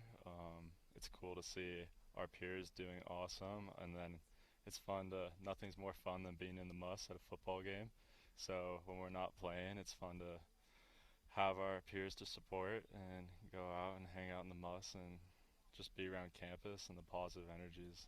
It's all great. What do you guys have planned for Saturday night, Sergio? You guys going to be out there? It's a blackout game, night game. I mean, does the golf situation, they're just like, all right, no practice, no workouts. I imagine nighttime there's not a lot of conflict, but I mean, it's awesome having 9 games. I think it's one of the coolest things. I mean, my case, when I was recruiting here, I watched the USC game. oh, no way. And it was one of the coolest games. His first ever American football game. So, yeah. That was your first experience It was. at Rice Eccles with American football. Was that Yeah, it was USC? yeah. that you got spoiled early on that one? That's amazing. Yeah, but it's awesome having all these great sports around here on the campus and be able to watch all that and support them. All right, so let's talk about your upcoming season or the work that you guys are doing. Not upcoming season, the work you guys are doing right now. How are things going? Like, how you feel like the season's progressing and in your personal development right now? Yeah, we just finished up our fall season. I think there's a lot of positives we were taking from it. I wouldn't say we're like extremely thrilled and like happy with it, but there's a lot of positive. I think we were ranked number 1 for a small period there. I think we showed ourselves that when we perform our best, we can compete with anybody and we can beat anybody. We just need to fine-tune some things coming into the spring to be a little more consistent and be able to do that on any given day. All right, I'm going to ask you a really unfair question right now because I don't golf. I'm not a golfer, right? I'm terrible at it, and I won't do anything that I'm bad at, right? I won't put in the time. I'm lazy. I'm ridiculous. I'm just like, I'm not going to put in the time necessary to become a great golfer. But I do enjoy watching other people, especially like at an elite level, watching the pros. It's so unique to me, and again, this is an outsider perspective, that in golf, like when it's going well, you have to keep it going well for hours and with a lot of time in between strokes and with a lot of time. If you're playing basketball and you're on a hot streak, right, you start shooting hot, you got to stay hot for the next 10 minutes, and you get to shoot every 24 seconds or something like that. In golf, the mental discipline to stay with the perfect swing, the perfect stroke, to ride like a good wave, feels like it would be harder than even trying to dig yourself out of a hole. Sergio, tell me, is that how it is? What is more difficult, recovering and trying to play from behind a little bit, or just staying in front when you're out in front? I'll say kind of both because mental is really important in golf. Also for us when we usually have 36 holes per day. So imagine that you start playing, but you have to keep it up because every stroke counts for the team and also for you. So it's kind of hard, but also when you're playing good, you want to keep playing good. But if something goes bad, you have to keep it up. And it's pretty mental, yeah. Yeah. I mean, obviously there's a physical element to the game, but the mentality required to, I guess, also the flip side of that, to put a bad shot behind you. Yeah, I mean, we're out there for so long. most of the time we play 36 holes and then 18 holes. So those 36-hole days, we're out there for literally sun up to sundown. And I'd say a lot of that is we learn how to trust our routines so we can focus and then unfocus. So sometimes Sergio, especially, our assistant coach, will walk with him a lot. He'll walk with me sometimes. And it's just like when we get to the ball, you lock in, go through your routines. I always get the number to the flag, number to the front of the green, and a few other things to like kind of focus me in. And that way, by the time I'm hitting my shot, I'm completely locked in. And then the second I hit that shot, I kind of just accept wherever it is and completely just really unfocus. Wow. And then walk to my ball. I'll talk about literally whatever with anybody, and then right when I'm up to that ball, start with that process again. Because, I mean, we've all taken tests and ACTs or whatever, like focusing for 4.5 hours is just not really an option. Sure. So you need to learn how to focus and unfocus and kind of save that mental energy and physical energy. And So you're flipping whatnot. that switch on and off over the Yeah. course of an 18-hole day or an 18-hole or Yeah. a 36-hole day. For sure. Just 18 holes is like, let's say 5 hours. Yeah. So there's no chance you can stay focused whole 5 hours. You have to disconnect Yeah. a few times. And if it's 36, geez. It's like 10 Yeah. hours. Yeah. Yeah, because when you are my first time, because I didn't know, coming from Spain, I didn't know what was the experience of doing 36 hole. I thought you stop a little bit and then you keep going. And then my guys in my group told me, no, you have to keep playing. Like, this next hole is hole 19. Just keep playing. I'm like, how? That's insane. That's really crazy. How much study goes into the course you're going to play, right? Like film study and all that breakdown in other sports is so important. How much do you, because I don't know how it works. Are they changing hole placement? Like how much do you actually get to scout your courses before you have to play them? So we have only 18 holes to practice, just one day before the tournament. We have to decide what type. Well, we have to look what type of grass it is. Where's the wind going each day? How fast and how soft are the fairways of the greens? Each hole is gonna play different. Each player's maybe they can play in a different way. So there are a lot of options, and you have to pick the best ones that you like. So if someone was completely unfamiliar with golf for the most part like I am, how do you describe your game specifically? Are you a long driver? Are you a small ball type guy? Why are you laughing, Sergio? When I said long driver, he started laughing. Does that mean you only have a short game? No, I'm not super long. I wouldn't say I'm super short, but I'd say I'm more just. I'm not really gonna impress you much in any part, but nothing's gonna look super terrible. Okay. I'd say, personally, I think my strength is just understanding my game. I play within myself and don't try and pull off things I'm not really capable of. I understand my strengths and my weaknesses and do a good job of playing to my strengths and away from my weaknesses, as well as I'm pretty accurate, so that's pretty helpful. So, people may blow it by me a bit, but sometimes they're out of bounds while I'm in the fairway, I guess. But no, I'd say just staying within myself is more of my strength. So do you, like when you're out there on the course and, you're just kind of playing consistent golf Yeah. and there's some, I don't know, flashy sunglass wearing, he bombs in an extra 100 yards, you're just like, okay, just watch. Yeah, I mean, doing it for so long, and it's so hard, this game, that you really just, and we were talking about mental energy and all that, you just really don't have the time or energy to really care about what anyone else around you is enough. doing. Yeah. It's already so hard enough for yourself, so you're really just sitting there worried about yourself and doing the best you can do with each shot and each hole. Sergio, what's your game like? I'll say that I'm a good ball striker. I'm really good with irons, so if I'm hitting the fairways, I could hit it close to the pin, so that's gonna make me a good chance to make the putt. So I'll say that's one of the biggest things that I usually do well. Who's your favorite pro golfer? Right now, I'll say it's really impressing me how good it is with the ball striking Scotty Scheffler. Yeah. Like, it's just unbelievable. And then if I have to do the mental, I'll go with Rory. I really like how competitive he is and how he always tries to do his best. Davis, what about you? Pretty similar. Just so much respect for Scotty Scheffler and what he's doing in the game. It's so hard to be consistent in our sport, no matter what level you're at, and the fact that he's consistently putting on record-breaking performances, there's just so much respect because that's what we're all striving to do, and he's doing it so well. So it's amazing to watch. You guys are so young. Like, obviously, you have awareness of Tiger, and Tiger's part of the golf landscape. But, like, people my age, there will never be anyone except Tiger. Yeah. Right? Fair. Right. You guys missed, like, a lot of the Tiger prime. Did. So Yeah. what kind of space does Tiger Woods occupy in your golf world? I mean, he's still the GOAT. Plenty of nights where I can't fall asleep. I'm watching Tiger Woods highlights on YouTube. All right.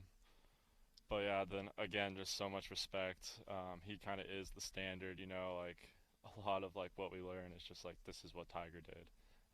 This is what he did so well. This is what allowed him to be better than everyone else. Because from my understanding, he really was like you asked about what's best about our games. Like each part of his game was miles better than everyone else. Sure. So, I mean, just so much respect for what he's done, and just trying to see what we could take from his game to put into ours, and hopefully just have a glimpse of whatever he had.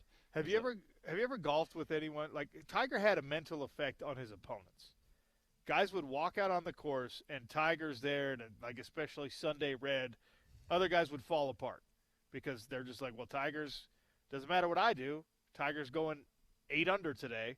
Have you ever been on a golf course with somebody who they and their presence and the way they played affected your game? That's a good question. I don't really know. I don't think so. Like, you always try to play your game. Just what I usually say to myself is you're playing against the against the course, not against other ones. Sure. So just play your game, and you can make other ones shoot more. So shoot the lowest you can. Davis Johnson, Sergio Jimenez, 2 men's golfers here at the University of Utah. Guys, Saturday night you're going to be at the game against Cincinnati? Yeah. We'll be there. Of course, yeah. Sergio, especially, you got to bring some of that USC night game juju back, all right? That'll be great. All right. Fellas, thanks for sitting down with me. Yeah, Appreciate thanks you. for very having much. us. We appreciate it. Come check out all the golf apparel available at the Utah Red Zone store. Davis Johnson, Sergio Jimenez, two of the great athletes who've been giving us some time today on the Sean O'Connell Show. We'll take a quick one. We'll be right back on ESPN 700, 92.1 FM, proud part of Utah's ESPN Radio Network.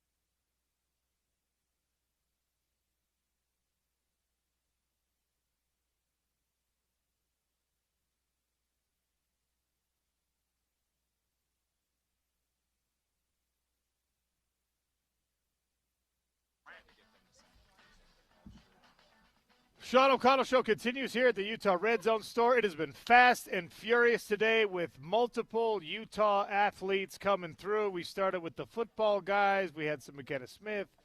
We just had Sergio Jimenez and Davis Johnson from the golf team sit down with us. We've got some women's basketball players right around the corner. I wanted to take some time to remind everyone, Big O Tires has big-time discounts happening right now. You need wheels, you need tires, you need anything for the car you drive. Big O has 400 locations nationwide. They've got multiple locations all up and down the Wasatch Front, down in Nevada, Arizona, up into Idaho. Big O Tires dominates things here in the West. And right now, on name brand tires, instant rebates of up to $100. Send in your cash savings for up to $150. Big O Tires hooking you up right now. Get the new tires on your car before the weather gets bad, before the roads get slick. If maybe you're like not a big car person, I don't know if the tread on my tires is thick enough. I don't know if it's time to replace. Swing on down to Big O Tires. They'll do a multi-point inspection, make sure your fluids are full, make sure your oil is good, make sure your car is running the way it should, and making sure that your tires are safe for the coming Utah winters. Big O Tires. Hook them up. Tell them that Sean O'Connell sent you there. All right, Daily Dump. We get through a couple of things. We've got a tied World Series, James Peterson, after the epic 18-inning marathon that, of course, the Dodgers pulled out. The Toronto Blue Jays equalize, and for all of the hitting acumen of Shohei Ohtani and the heroics we've seen from him at the plate, Vlad Guerrero Jr., he responded for the Blue Jays. Yeah, he did, and that's what you expect for someone of that caliber, to have that kind of response, to put his stamp on the series for his team the way Shohei has for the Dodgers, and Freddie Freeman. Let's not forget the guy who hit the walk-off homer in that 18-inning marathon. Great bounce back for Toronto. Great for all the Dodgers haters in the series and any Blue Jays fans we might have here in the state of Utah listening in. And great for baseball fans. We get a long series here. It goes back to Toronto. Possibility of a Game 7. Let's go. I love the response. I was not with everyone that said, a lot of people that said, hey, that 18-inning game, that felt like a huge turning point in the series. That felt like the Blue Jays can't come back from that. Like, come on. 3 games in. There's 4 games possible left in the series. They can absolutely bounce back. I'm glad they proved me right. Last night in the Utah Mammoth game ended up being a loss, unfortunately, on the road, 6-3 to the Edmonton Oilers, who are, let's not forget, they've been the gold standard in the West as of late. We had one of the situations that you don't like seeing in hockey, you don't like seeing in sports, where you have a projectile to the face, right? Was it Ian Cole that left with That's right, with a laceration, some blood. There was speculation that maybe a couple more teeth were spit out onto the ice at some point. He's already missing a few. And so I put a poll question out there, James Peterson, on what is the worst sports missile to get hit in the face with? A hockey puck, a baseball, a human fist, other. We had a couple other people come in with other and say, well, man, you don't want to get hit in the face with a lacrosse ball. A lacrosse ball is similar material and similar weight to a hockey puck, but the overwhelming majority of responses have come in on hockey puck is the thing that people would least like to eat in the sports world. Yeah. And I think that's the right answer. I think a Sean O'Connell punch might be number 2. No, you tell me, punch the face. Have you been hit in the face with a hockey puck before? Well, I've been hit in the face with a hockey puck when I was 8 years old. Do you still remember it? Not one that's been shot at 100 miles an hour, like some of these. Like that's the thing. And by the way, there are a lot of defensemen in hockey who they take those things semi-willingly. They put themselves in harm's way. They're intervening on purpose and getting between the puck and the goal without the benefit of the full goaltender kit. It is absolutely bananas. If you want if you want to, like, I don't know, finalize your decision before you weigh in on the Real OC Sports, at Real OC Sports poll on Twitter, just go look at the pre-mask mandate situation where you can find the old, like, black and white pictures, sepia tone pictures of NHL goalies before it was common for them to wear even, like, the Jason mask, you know? Just go look at the way that some of these guys' faces got diced up by hockey pucks. It is horrific. They look like they put their face into a lawnmower. It's wild. Yeah. Just scar after scar after scar, stitch marks, and, of course, you know, you weren't exactly going to plastic surgeons back then as a semi-pro hockey player. Hockey is a lot of dental surgery, I'm sure. Yes. I've expressed my admiration for the toughness and grit of hockey players many, many times here on the show. But it is truly remarkable how many people are just fine with the idea that you're probably going to lose some teeth over the course of your career playing hockey. Like, we're now to the point where I think everyone in the NHL now is wearing at least the eye shield on their helmets. I don't think we still have people that are grandfathered in to when it was pre-mandatory, because now it is mandatory. If you're a rookie in the league, you have to wear the helmet with at least the eye shield. I don't know why a full cage face mask is not something that you want as an NHL player. We see that in juniors hockey and little league hockey and all that kind of stuff. I mean, it is not a sport that is friendly to your face, but NHL guys are just too tough to protect, I guess, the lips, nose, and chin. I don't know. I think I'd say hockey puck out of all the possible choices. But I will say this: what's really funny, the first couple of comments that we got on your Twitter poll was golf ball and lacrosse ball. Those are two I've actually had hit me in the face before. You've been hit in the face with a golf ball? Yeah. So I was probably like 7, and we're playing wall ball. And I thought, let's use I have a golf ball in my pocket, and it's super bouncy. Don't have a bouncy ball. Yeah, that was the wrong decision, OC, because that thing comes back way faster than the rubber bouncy ball. And it hurts really bad when it hits you in the forehead. Like, I still remember the days and the pain that I got from getting hit in the head with a golf ball all those years ago. So that I concur with one of our commenters. I'm not sure it hurts worse than a hockey puck at 100 miles an hour, though. So that's probably I'd still choose that. And then I was playing catch with someone I knew who played lacrosse when I was like junior high. And I'd never really played catch with a lacrosse stick before.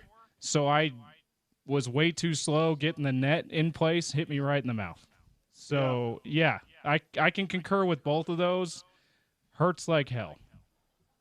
Yeah, I would not want to get hit in the face with a lacrosse ball. But in lacrosse, they wear the face cage, right? Yeah. So it probably doesn't happen that often. Interestingly enough, in women's lacrosse, they don't. Oh. Right? In women's lacrosse, they wear, like, the weird goggles that are like cage goggles, if I'm not mistaken.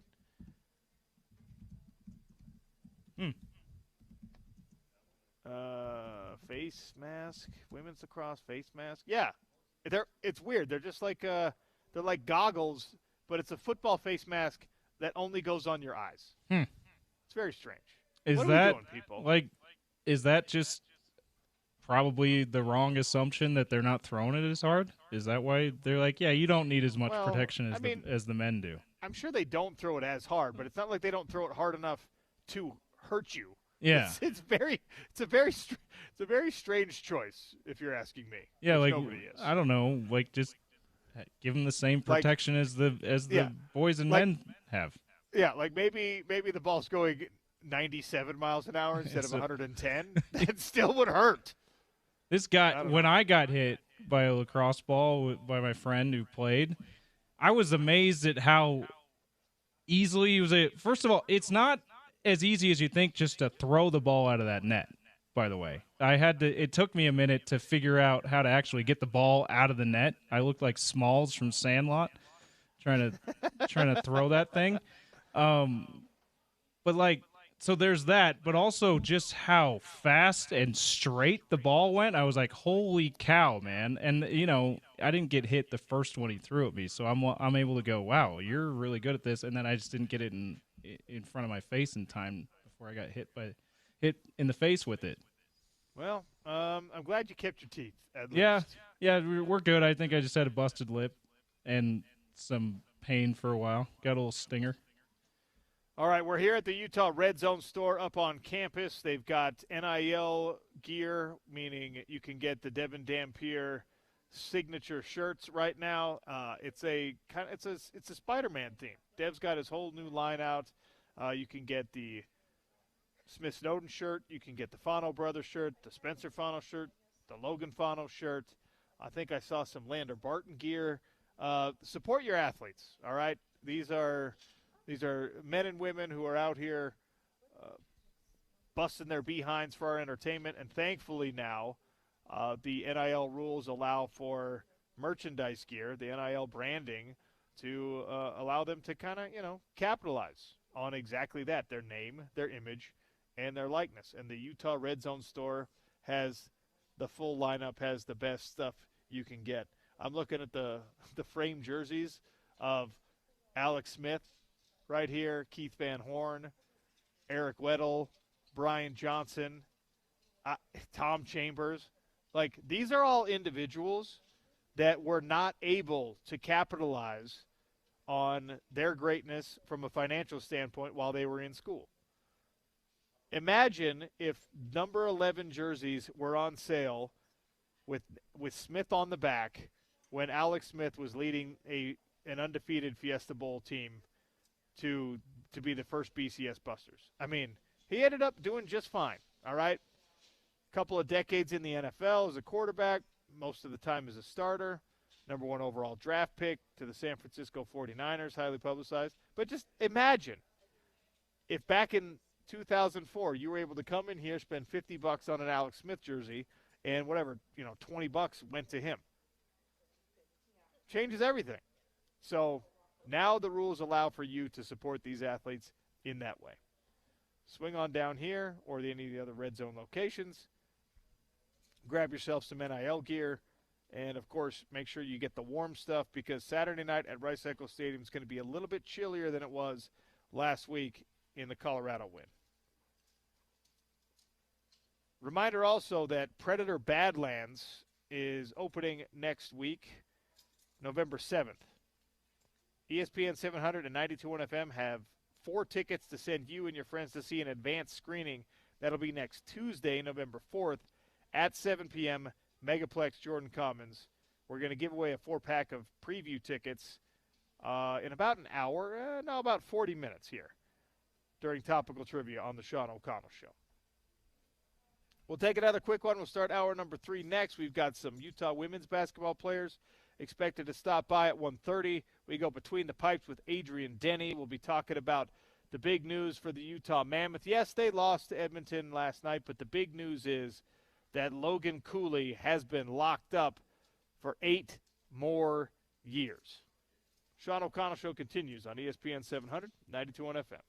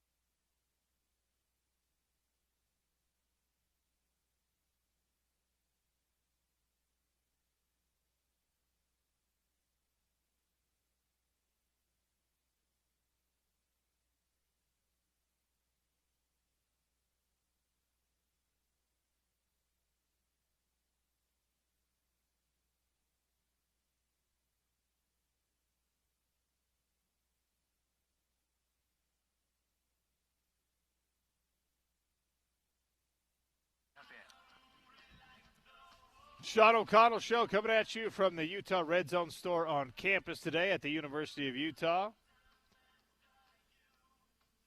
We're just west of the library. Or if you come to the store, make your way past the Starbucks, make your way past the little grocery store entrance, come all the way back to the big section of apparel, and we're set up right in front of a really robust selection of any Utah gear you could want. I'm right behind me. There's this starter jacket, like a starter bomber jacket it's all black with the drum and feather logo on it. It is a perfect piece to wear to Rice-Echo Stadium on Saturday night for a blackout game against Cincinnati. I haven't looked at the price tag yet. I probably shouldn't buy it, but I probably will.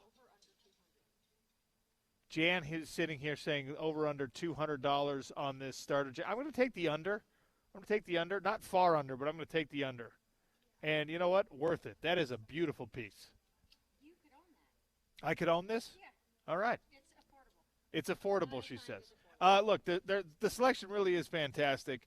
You're going to want some hoodies. You're going to want some sweaters. You're going to want some coats, some long sleeves, because it's going to get a little bit nippy the rest of the way for these Utah football home games, including Saturday night with College Game Day in town. We had Logan Fano come through. We had Smith Snowden come through. We had Devin Dampier edition with Dev. We'll replay that for you tomorrow in the normal edition with Dev spot. But it was great to catch up with all those guys. Maybe my favorite part of the conversation with Logan and Smith Snowden was, I was talking about halftime. In that game, the game was over against Colorado at halftime. And when that's the case, the onus is on you and on your coaches to make sure you finish it out the right way. Now, if we're being honest, Utah could have laid an egg in the second half, and Colorado was not going to come back. But that looks bad, right? You're probably not back in the top 25 this week if that ends up being a close game. It probably makes practice this week and film study this week kind of a pain. You have to come out when you're already up 40-plus points, and you have to execute in the second half.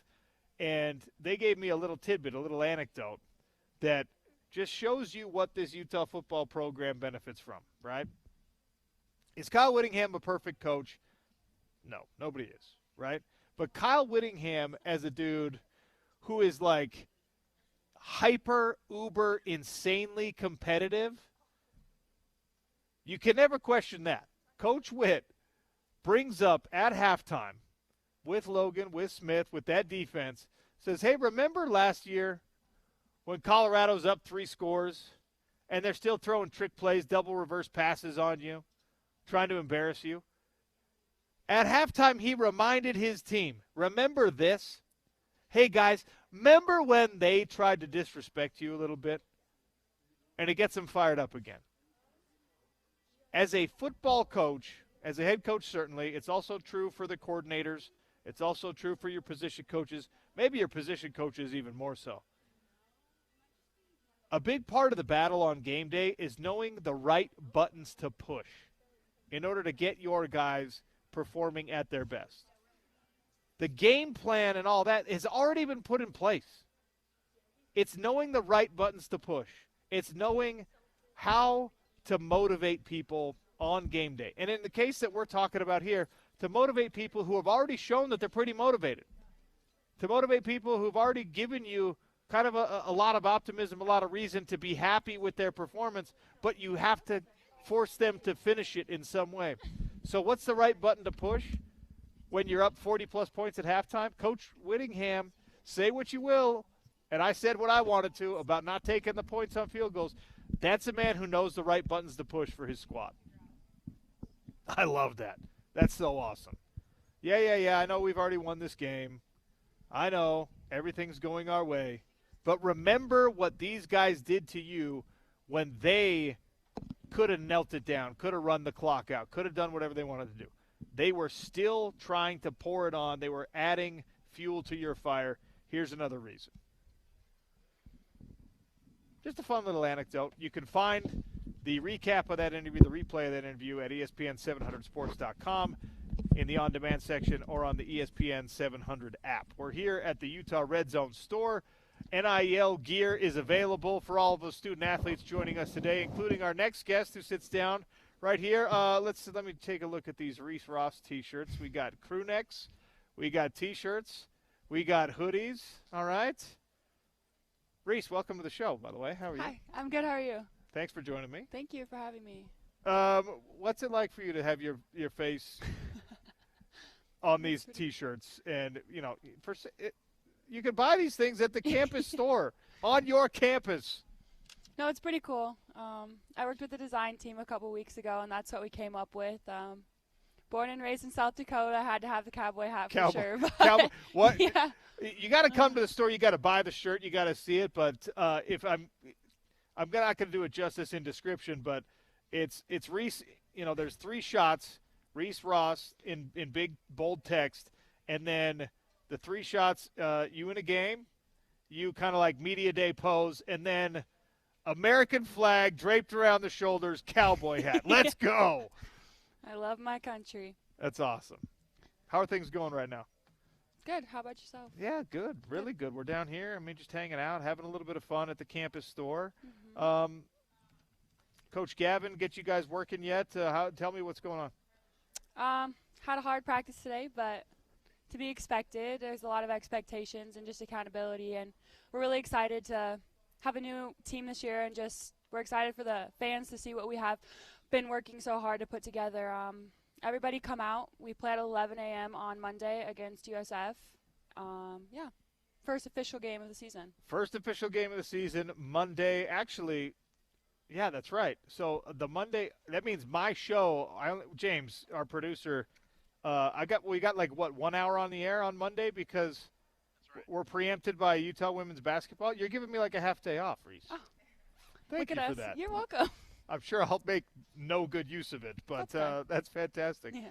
So as you're, right around the corner from the first official game, like, give me a sense of the anticipation for you. Obviously, you've been playing basketball a lot of years. This is it's a different level when you're talking about those expectations, not only for the team but for yourself as an individual. You're supposed to be better than you were last year, and you're pretty dang good last year. Thank you. Right? So, like, the level of kind of excitement and anticipation you're feeling with a game less than a week away. No, it's super exciting.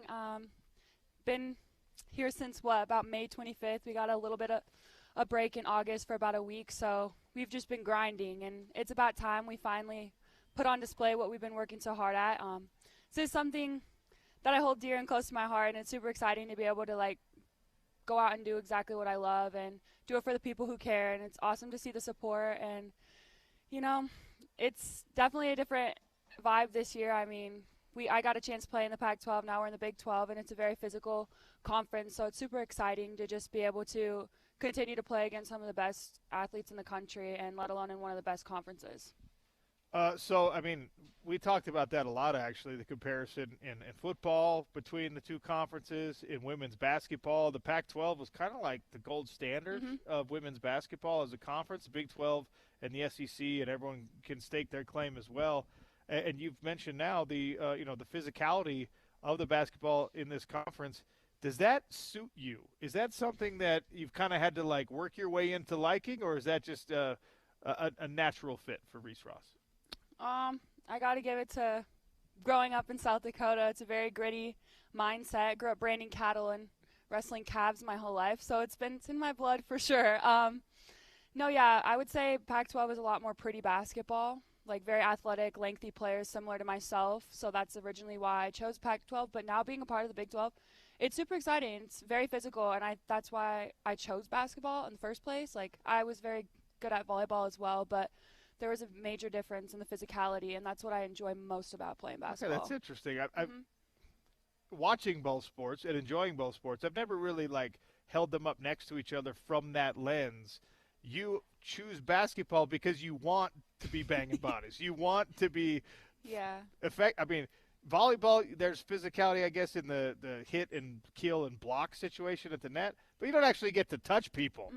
No, it's definitely a different vibe.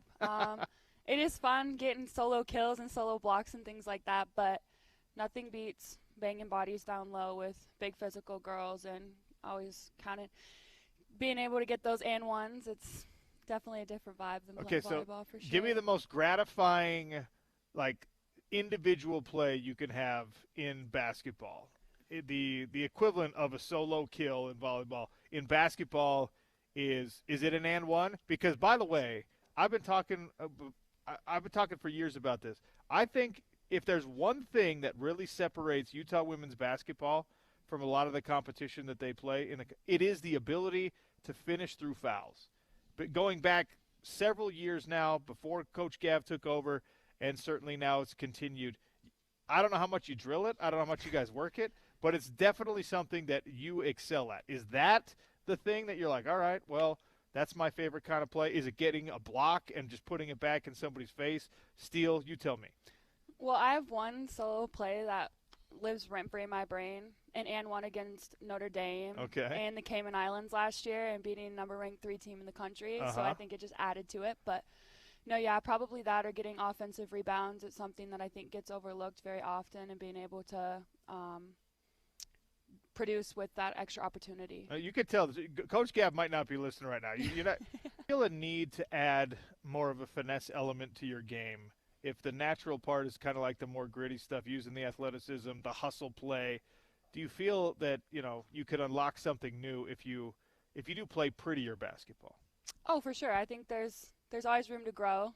Nobody's perfect, but that's what teammates are for. I think something our team does so well is we all bring such a unique aspect of basketball to our team individually. And like Maddie, well, first off, let me just say it. Everybody can shoot on our team, and that is like the funnest basketball to play is when constantly kickouts, like what we average probably 30 plus 3-point attempts a game, and it's just such a fast-paced style of basketball. It's very unique. It's very unique specifically for the Big 12. Typically, you got your solid bigs and your quick athletic guards, small guards, and it's a lot of high pick on ball, but we're able to change that dynamic being part of the Pac-12. We just play a very unique style of basketball, and I do think at the end of the day, yeah, there's always room to grow, but I do think it's important to stay rooted in what you're good at, because college is very different than high school and very different than AAU. You're used to being the center of attention, having 40 points a game, but that's not my job. That's not my role. And I've really bought into that idea of doing what I do best consistently, and the rest will come. I don't need to go out there and score 40, 30, if even 10. My job is to do what I do best, and that's play aggressive. And like I said, get those offensive boards and play defense. Do you have numbers in mind this year, milestones you want to hit? As a team, yeah, we want to hang up. No, come on. This isn't about me. I don't like talking about myself. It is about you. You're the one here talking to me. I will say this, right? I know the right answer is we want wins. We want a Big 12 championship. But the reality of the situation as an individual on this team, as an athlete, you improving your numbers helps your team reach those goals, right? For sure, yeah. Okay, so I know that there's got to be something on the vision board, whether you say it out loud or not, that instead of 7.8 points per game, I want 10. No, I'd say individual goal for sure, averaging a double-double. Okay. See, I like that. It's very reachable, doable for myself, whether that's 10 points, 10 rebounds, 10 assists. It doesn't matter how I get it, but that shows consistency and grit throughout the course of the game, and I just think that's something I hold myself to, is just having those in-game goals, because it keeps you focused on what you're supposed to be actually doing. Can we talk about a number that I think is important in basketball? You played in all 31 games last year. And look, I know it's not 82 in an NBA season, but there's a lot of conversation right now, especially because Michael Jordan, the king of it all, finally weighed in on things like load management in basketball and said, no, it shouldn't happen. How much pride do you and your teammates take in playing all 31 games, in playing 20 minutes a game, and making sure you are out there available, and even when the bumps and the bruises accumulate, you're playing through them? It takes a village. There's a lot that goes on behind the scenes, and it's so important. People don't realize sleeping, eating right, doing all the little things, making sure you're not in situations where you're constantly stressed out. There's a lot more that goes into it than people realize. And we got a new Dobo this year. She does a great job at always making sure and helping us to stay on task and stay consistent with what we need to get done. And also Jess, our new athletic trainer, she does an amazing job at constantly providing us with opportunities to get in and get treatment. And even on our own, like I said, making sure we're getting the right amount of sleep, getting in and getting extra shots, or working with the coach, whether that's watching film or just getting in and saying, hey, can you help me with certain things that I need to get better at? But it takes a village, and there's a lot of people that make what we do so enjoyable, and without them, it would literally be impossible to maintain that ability to play 31 games a season. Utah women's basketball forward Reese Ross is my guest here on the Sean O'Connell Show for a couple more minutes. We're here at the campus store, the Utah Red Zone store on campus. You can come here. You can buy the Reese Ross signature T-shirt. You can buy the Fano Brothers T-shirt. You can buy the Devin Dampier gear. You can support your favorite athletes in your favorite Utah athletics programs through NIL deals. Now, I encourage you to do so. You just mentioned it taking a village, and all the work that happens behind the scenes is something that we can forget about a little bit as fans. From a film perspective, how do you handle film? Do you let the coaches sort of like feedback kind of dictate your takeaways on film, or are you someone do you have like an iPad? Yeah. Okay. Are you someone that's like always in the film room, so to speak? I do a lot by myself, but today I actually watched some film with Ryan, like literally right after practice. We got our iPads. Now we have new addition to having like iPads and more technology on the bench, so we can get like direct what just happened, like in playback. game time. Yeah, so Cool. that's a unique thing that we have this year. And also too, like Joey, he's our media guy. He does so well to get him right back up onto huddle. That's what we use. And right after the game on last Monday, the first thing I did, get home, shower, and rewatch the game.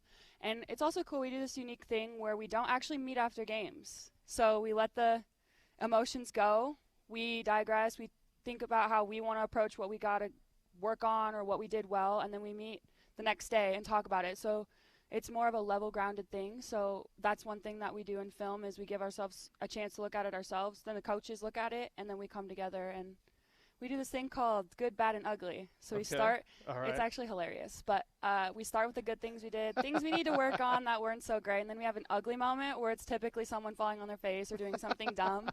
And we have this, like, you know those big squeaky chickens that are really annoying? Sure, So yes. we have one. It's literally probably like 3 feet tall, and it's in our film room.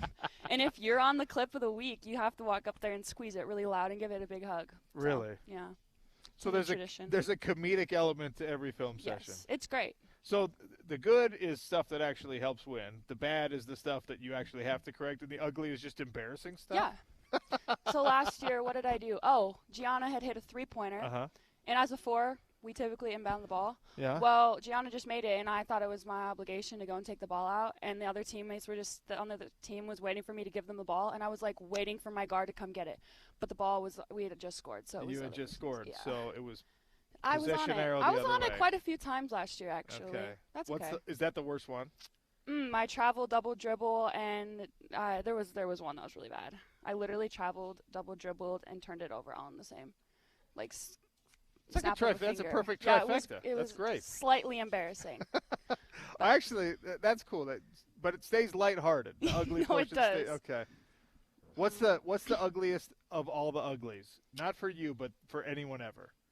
Shoot, it wasn't on it, but like this lives rent free. Last week we were running like lines, and all of a sudden, like sniper out of midair, LA just falls over. Like, and it was just running straight lines. It was hilarious, and like you look back and LA's still on the ground, and everyone's already crossed the line. But we get quite a few good clips in practice. So just an athlete being a non-athlete in that moment. Yeah, no, it's great. I'm trying to think of some other ones that have been on there. That's fantastic. We might have to start doing that on the radio show. No, please, yeah. Just like good, bad, and then earlier today when we recorded a conversation with we were talking with Morgan Scalley, the defensive coordinator, and he was like, "Who was the Ohio State quarterback in the Rose Bowl when we played?" And my mind just goes blank. And he's like, "No, come on, you know who it is? It's the guy he's the starting quarterback for the Houston Texans." Again, my mind stays blank. It's literally my job to know this stuff. Just blank. That's okay. See, that belongs on Good, Bad, Ugly. Yes, for sure it does. In fact, even as I describe it, I definitely don't want to have to hear that again. So, never mind. We're scrapping that idea. Reese, good luck with the season. Thank you. I'm sure we'll talk to you again at some point, but thanks for sitting down, joining us today. And make sure everyone out there listening, come and grab a Reese Ross T-shirt. Let her take advantage of a little NIL opportunity. Get the hoodie, which is the most expensive. I want people to buy the most expensive so Probably you get the most money. Probably the those hoodie, hoodies, right? Yeah. Get the hoodies so Reese gets the most money back. All right? Thank you so much. Thank you. We'll go between the pipes, talk a little Utah Mammoth hockey with Adrian Denny next on the Sean O'Connell Show, ESPN 700, 92.1 FM.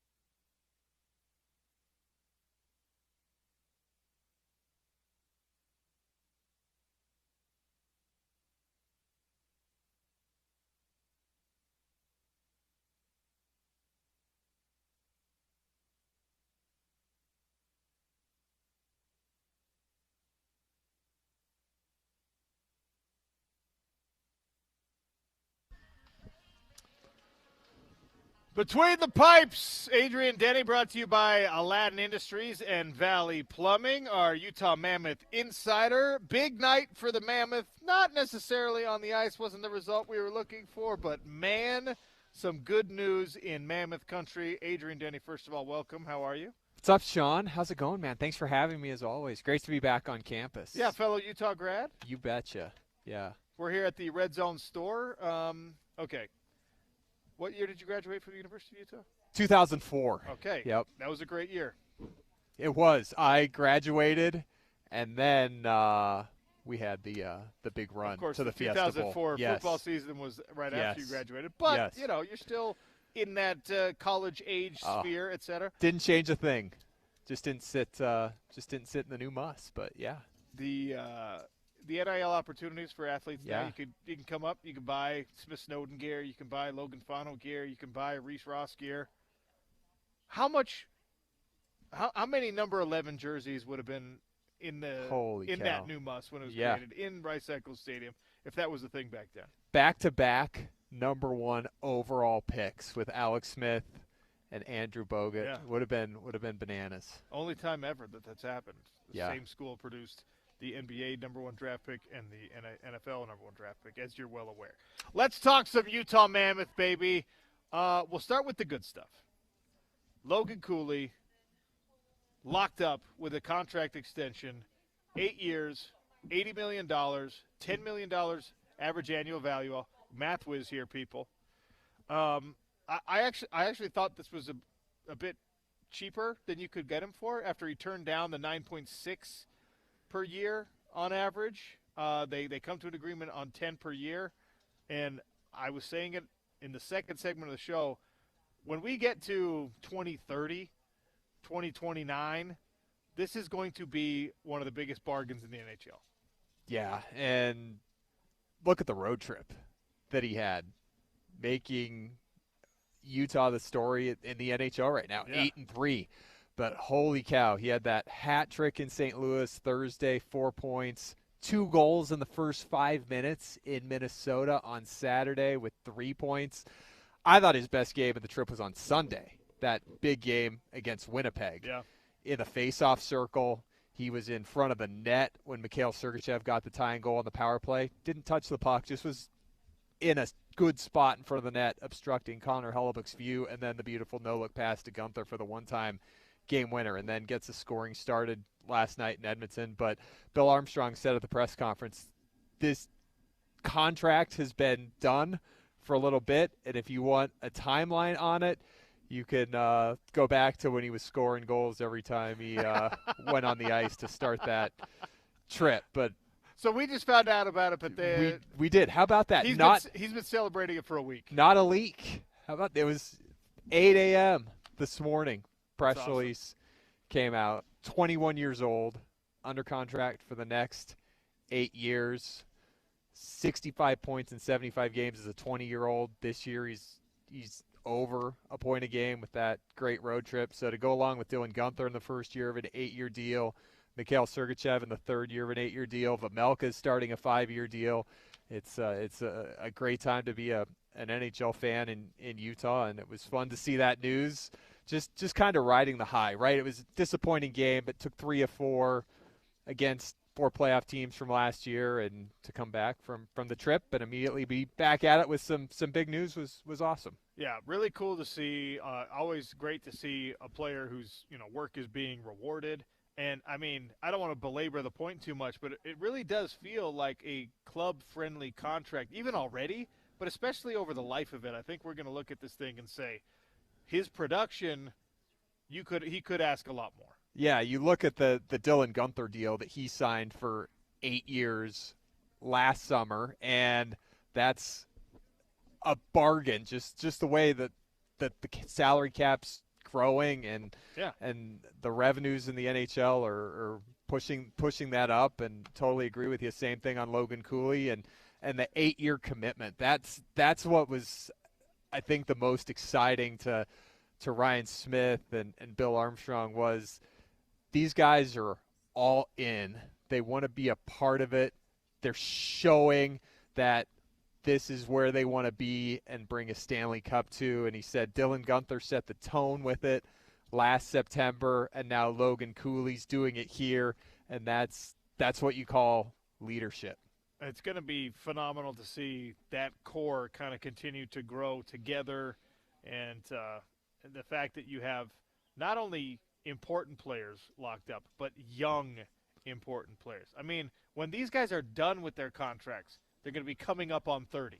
When they're done, that means you get 8 years of prime hockey from these individuals. Pretty awesome. And for these players, what it means is when they're 30, going to get another. Yeah, another bite at the apple for sure. Another big contract. But the term of the agreement, I think, was the most exciting thing for Ryan Smith and Bill Armstrong. And Bill said it was a negotiation. It was a little stressful, but he said he believed in his heart that there was a good deal for the team and a good deal for the player to get it done. And you see the reports about, the stuff turned down and going back and forth. And to me, you see the big caption, rejected, right? Or, turned down. And during a negotiation, you're going back and forth. Sure.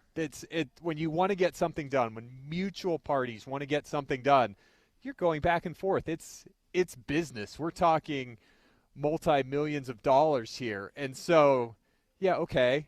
How many times do you say, here's the offer, I'll take it in anything, right? So that's not how negotiations are even supposed to go. No, and I don't think either side would feel good if that's how it happened, right? If you're the team setting an offer in and he says yes, you're like, did we just overpay? Yeah, and the player's like, did I just sign for a bargain? So, we didn't ever feel like, okay, if that's the report, if that's correct, didn't ever feel that they were, too far apart. Right. And now we're seeing, SEG We knew there was a commitment. We knew that they wanted Logan Cooley here long term. Logan has said nothing but unbelievable things about being here and wanting to be a part of this long term. So it's just a matter from a business standpoint. And in the meantime, a lot of people got some clicks on articles, and who knows what was true and what wasn't. I actually thought it was I thought the Mammoth did a really good job. Damage control is the wrong word, but like even when that headline comes out, like, oh yeah, he turned down the offer, whatever. I thought that the team and the club did a good job of saying, we're going to get the deal done. Yeah. Like there was no reason for panic in a fan base that should be enjoying the start of this season. I thought they did it's weird. They've done pretty much everything right. I'm kind of waiting for them to screw something up since they got here to Salt Lake City, but it's been awesome, and this contract extension is another extension of that sort of goodwill that the Mammoth have built up with the fan base, with the new NHL vibe here in Salt Lake City. It's really, really fun to see. Let's talk about the game last night. Mm-hmm. Less fun. Mm-hmm. First period, great start, up 2-0, up 2-0. You exit the second period after a strong start, down 2, and a little bit of a reality check, at least in that particular game. What went wrong in the second period? Okay. The Edmonton Oilers, back-to-back Western Conference champions. Is that good? Is that important? They have had some success. Okay. All right. But the last 3 seasons, and you can go back further, they've struggled in October and November. And I watch Edmonton probably more than any other team because they are on late at night, and that's when I'm home, and there's not too many other games on in the NHL, right? Like San Jose, Seattle, Edmonton, anybody, right? What game are you going to watch? So typical Edmonton games, it seems like 80% of their games, they're up 2-0, they're down 2-0, second period normalizes, go to the third period, they tie it if they have to, win it in overtime. And they've got so much skill, but they kind of lull you to sleep because they're so asleep half the time. And you go up 2-0, and the goals that Utah got were just horrible turnovers by the same player. And Utah's got a team that's going to take advantage of that when you give Dylan Gunther a puck, when you turn it over right to J.J. Peterka, and he's got a lane to the net. Utah did a good job in that first period. They held Edmonton to one shot within 35 feet. They got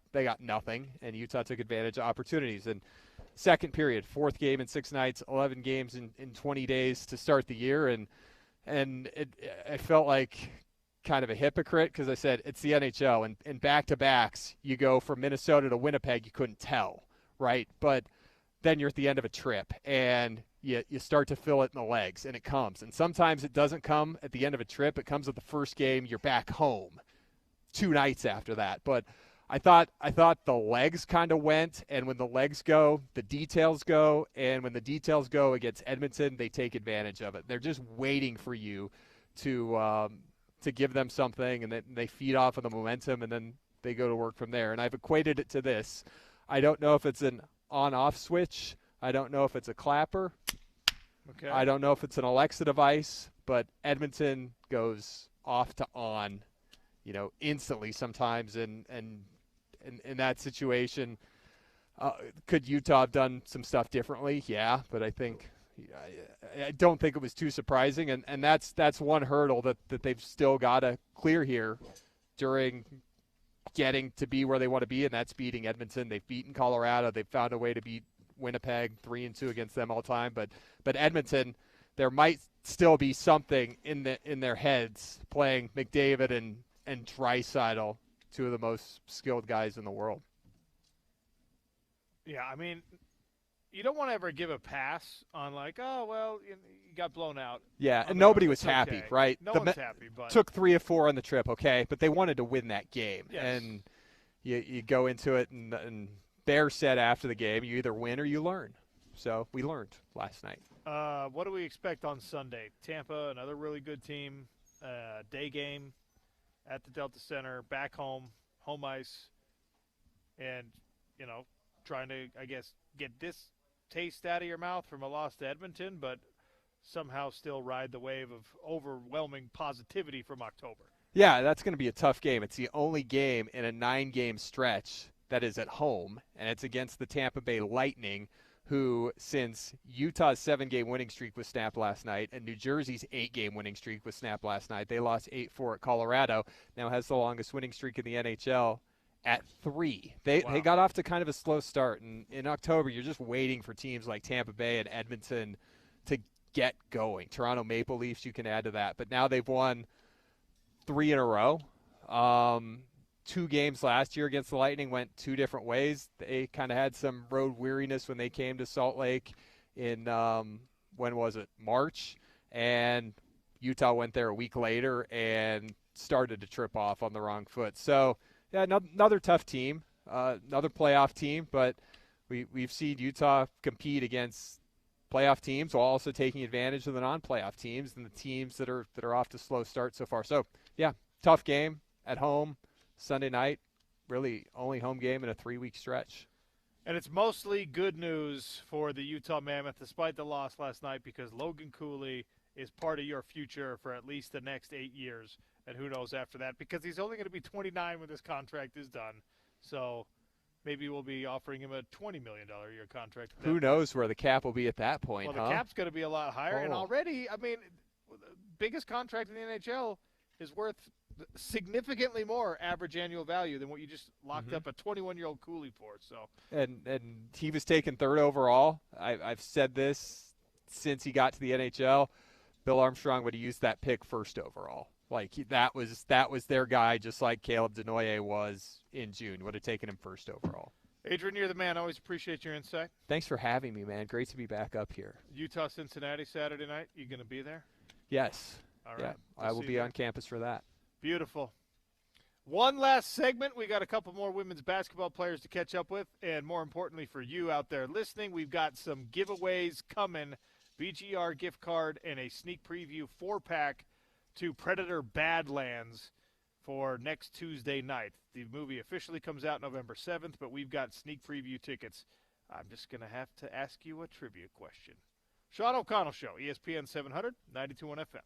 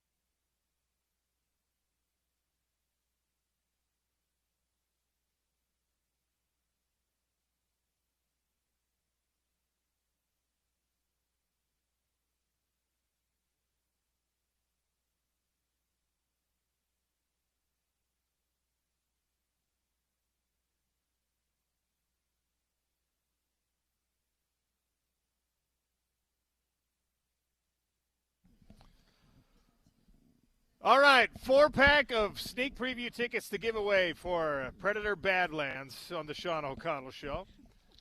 It's at Jordan Commons, Megaplex, next Tuesday night. 877-353-0700. Logan Fano sat down with us here at the Utah Red Zone store earlier today. How many sacks does Logan Fano have so far this season? 877-353-0700. If you know that answer, you can win that and a BGR Burgers Grilled Right gift card. Make sure you mention the Sean O'Connell Show when you go in, you order your food. They will give you a discount and, I don't know, maybe some fries.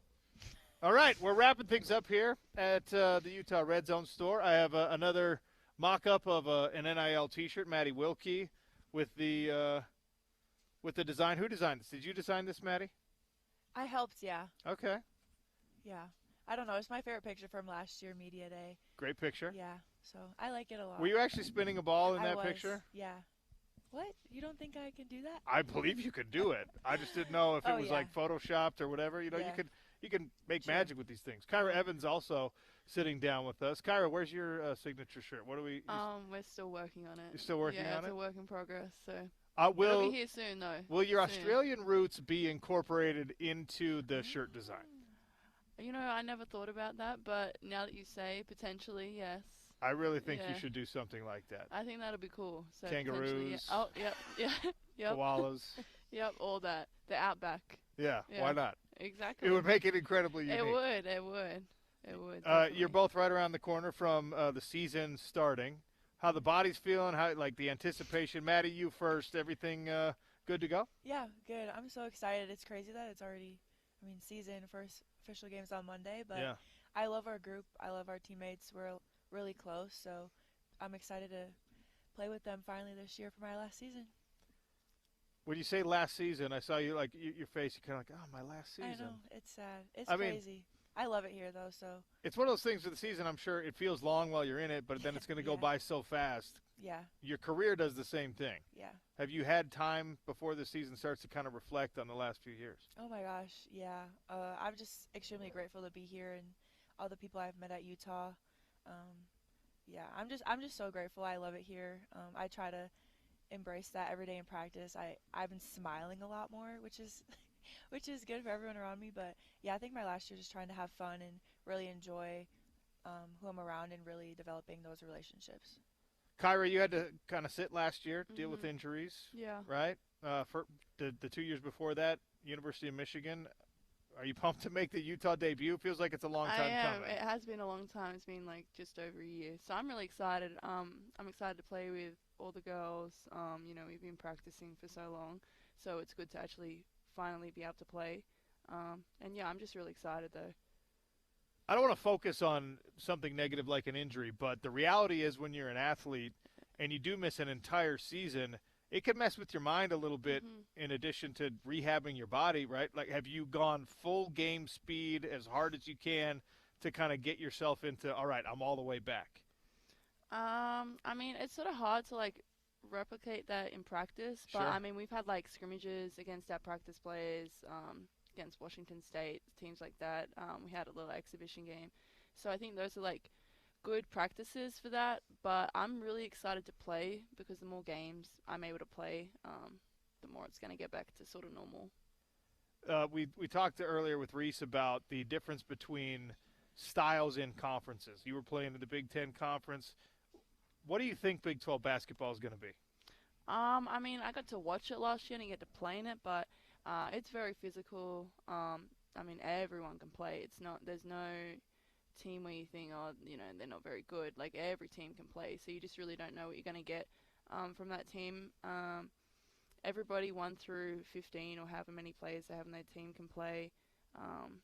People, IQ levels are high, but just physical. That's, I mean, pretty much what I've gathered from it. Maddie, everyone knows to expect big things from you. Who is somebody that's maybe making a debut this year, maybe didn't get to play a lot last year, that you've seen great things from in practice that you think that the fan base and everyone's going to be talking about when we get a few games in? I mean, it's kind of hard to pick just one. I feel like it's exciting. We have a whole new starting 5 and a bunch of transfers coming in, a lot of younger girls. So I feel like, honestly, I hate to say it, but like our whole team it's a lot of new faces, a lot more energy just coming in. But yeah, obviously it'll be fun to have Kyra back. I love playing with her, and she's been around the game a lot, so it's just nice to have someone out there with me that wasn't out there last year. And then Brooke Walker, she was on the team last year. She's our point guard. And then our freshmen are all really good, which is really fun. And then Gracie Foster, she was also hurt last year, so she'll be back this year, so I'm really excited for her as well. What's the biggest challenge in kind of like integrating chemistry, whatever, when it is a lot of turnover and it is a new roster? Because this is one of the realities of college sports now, that the transfer portal kind of dictates in most cases you're going to have some learning to do with teammates. Yeah, I mean, obviously that's why I love Utah, is our culture kind of maintains the same, and our leadership is really good. The girls that were here last year have done a really good job of helping the newer faces with that. But I feel like, every year it's a new team, so I feel like just every year we've played, we've had to kind of readjust the roles and everything. But it's fun having younger girls on the team. It's new energy. They get excited about things that I think is normal, so it's good to me to kind of have fun in the small things that they're not used to, and then vice versa. But yeah, I think just Utah does a good job of maintaining its culture throughout the years. I think that's really helped us a lot. It's Sioux Falls for the first game on Monday at 11 a.m. So actually, my show, you guys are on the air instead of my show being on the air. Oh, wow. You're kicking me off my own radio station. Wow. It's actually good. It just gives me you extra get a little time break off. or Yeah. something? Yeah. What are you seeing from Sioux Falls? Obviously, they're not on the same level probably, but have you guys done game tape study on them yet? We haven't yet. I'm sure we'll focus more on it like Saturday, Sunday. But we don't really take anyone lightly. Like, we treat everyone with the same amount of respect. We treat every game day the same, regardless of who we're playing. But we're just excited for our first official game. So yeah. Well, girls, thanks for sitting down with me. Obviously, good luck on Monday, and we'll be you. checking in throughout the season, I'm sure. Good luck with the merchandise sales, Kyra. It's getting there. You pitched a good idea. It's getting there, though. There's like maybe, I don't know, some marsupial theme you make yourself into. That's a good word. I don't know. That's what they're called, the That's animals. Oh. Yeah. Maddie, you didn't know that the animals She in thought Australia? you just made it up. You thought I made I've up heard it marsupial? before, but I've never Maddie, we gotta get you. Conversation. We gotta get you in on the National Geographic here. That's her fault. She should be educating me. Yeah, Kyra, that actually is a Yeah. great point. Why are you not? That is true. Have you tried Vegemite yet? Oh no. They don't want to try it. I have it. smells They don't want horrible. to try Do it. you actually like it? I love it. No. Yeah. Vegemite butter on toast. Beautiful. Thin layer, or you slather it on thick? It depends. Like, it really depends, but both. All right. Yeah. You got to try it. You're not going to like it. No, yeah. Thanks for sitting down with us. Awesome. Thanks for having us. Thank you. Thanks to the Utah Red Zone store for having us out here today. Thanks to all of you out there for listening. Thanks to all the athletes who came through. Sean O'Connell Show wrapping up, and we send it over to the Drive with Spence Checketts. We'll be back with you tomorrow on Utah's #1 sports talk, ESPN 700, 92.1 FM.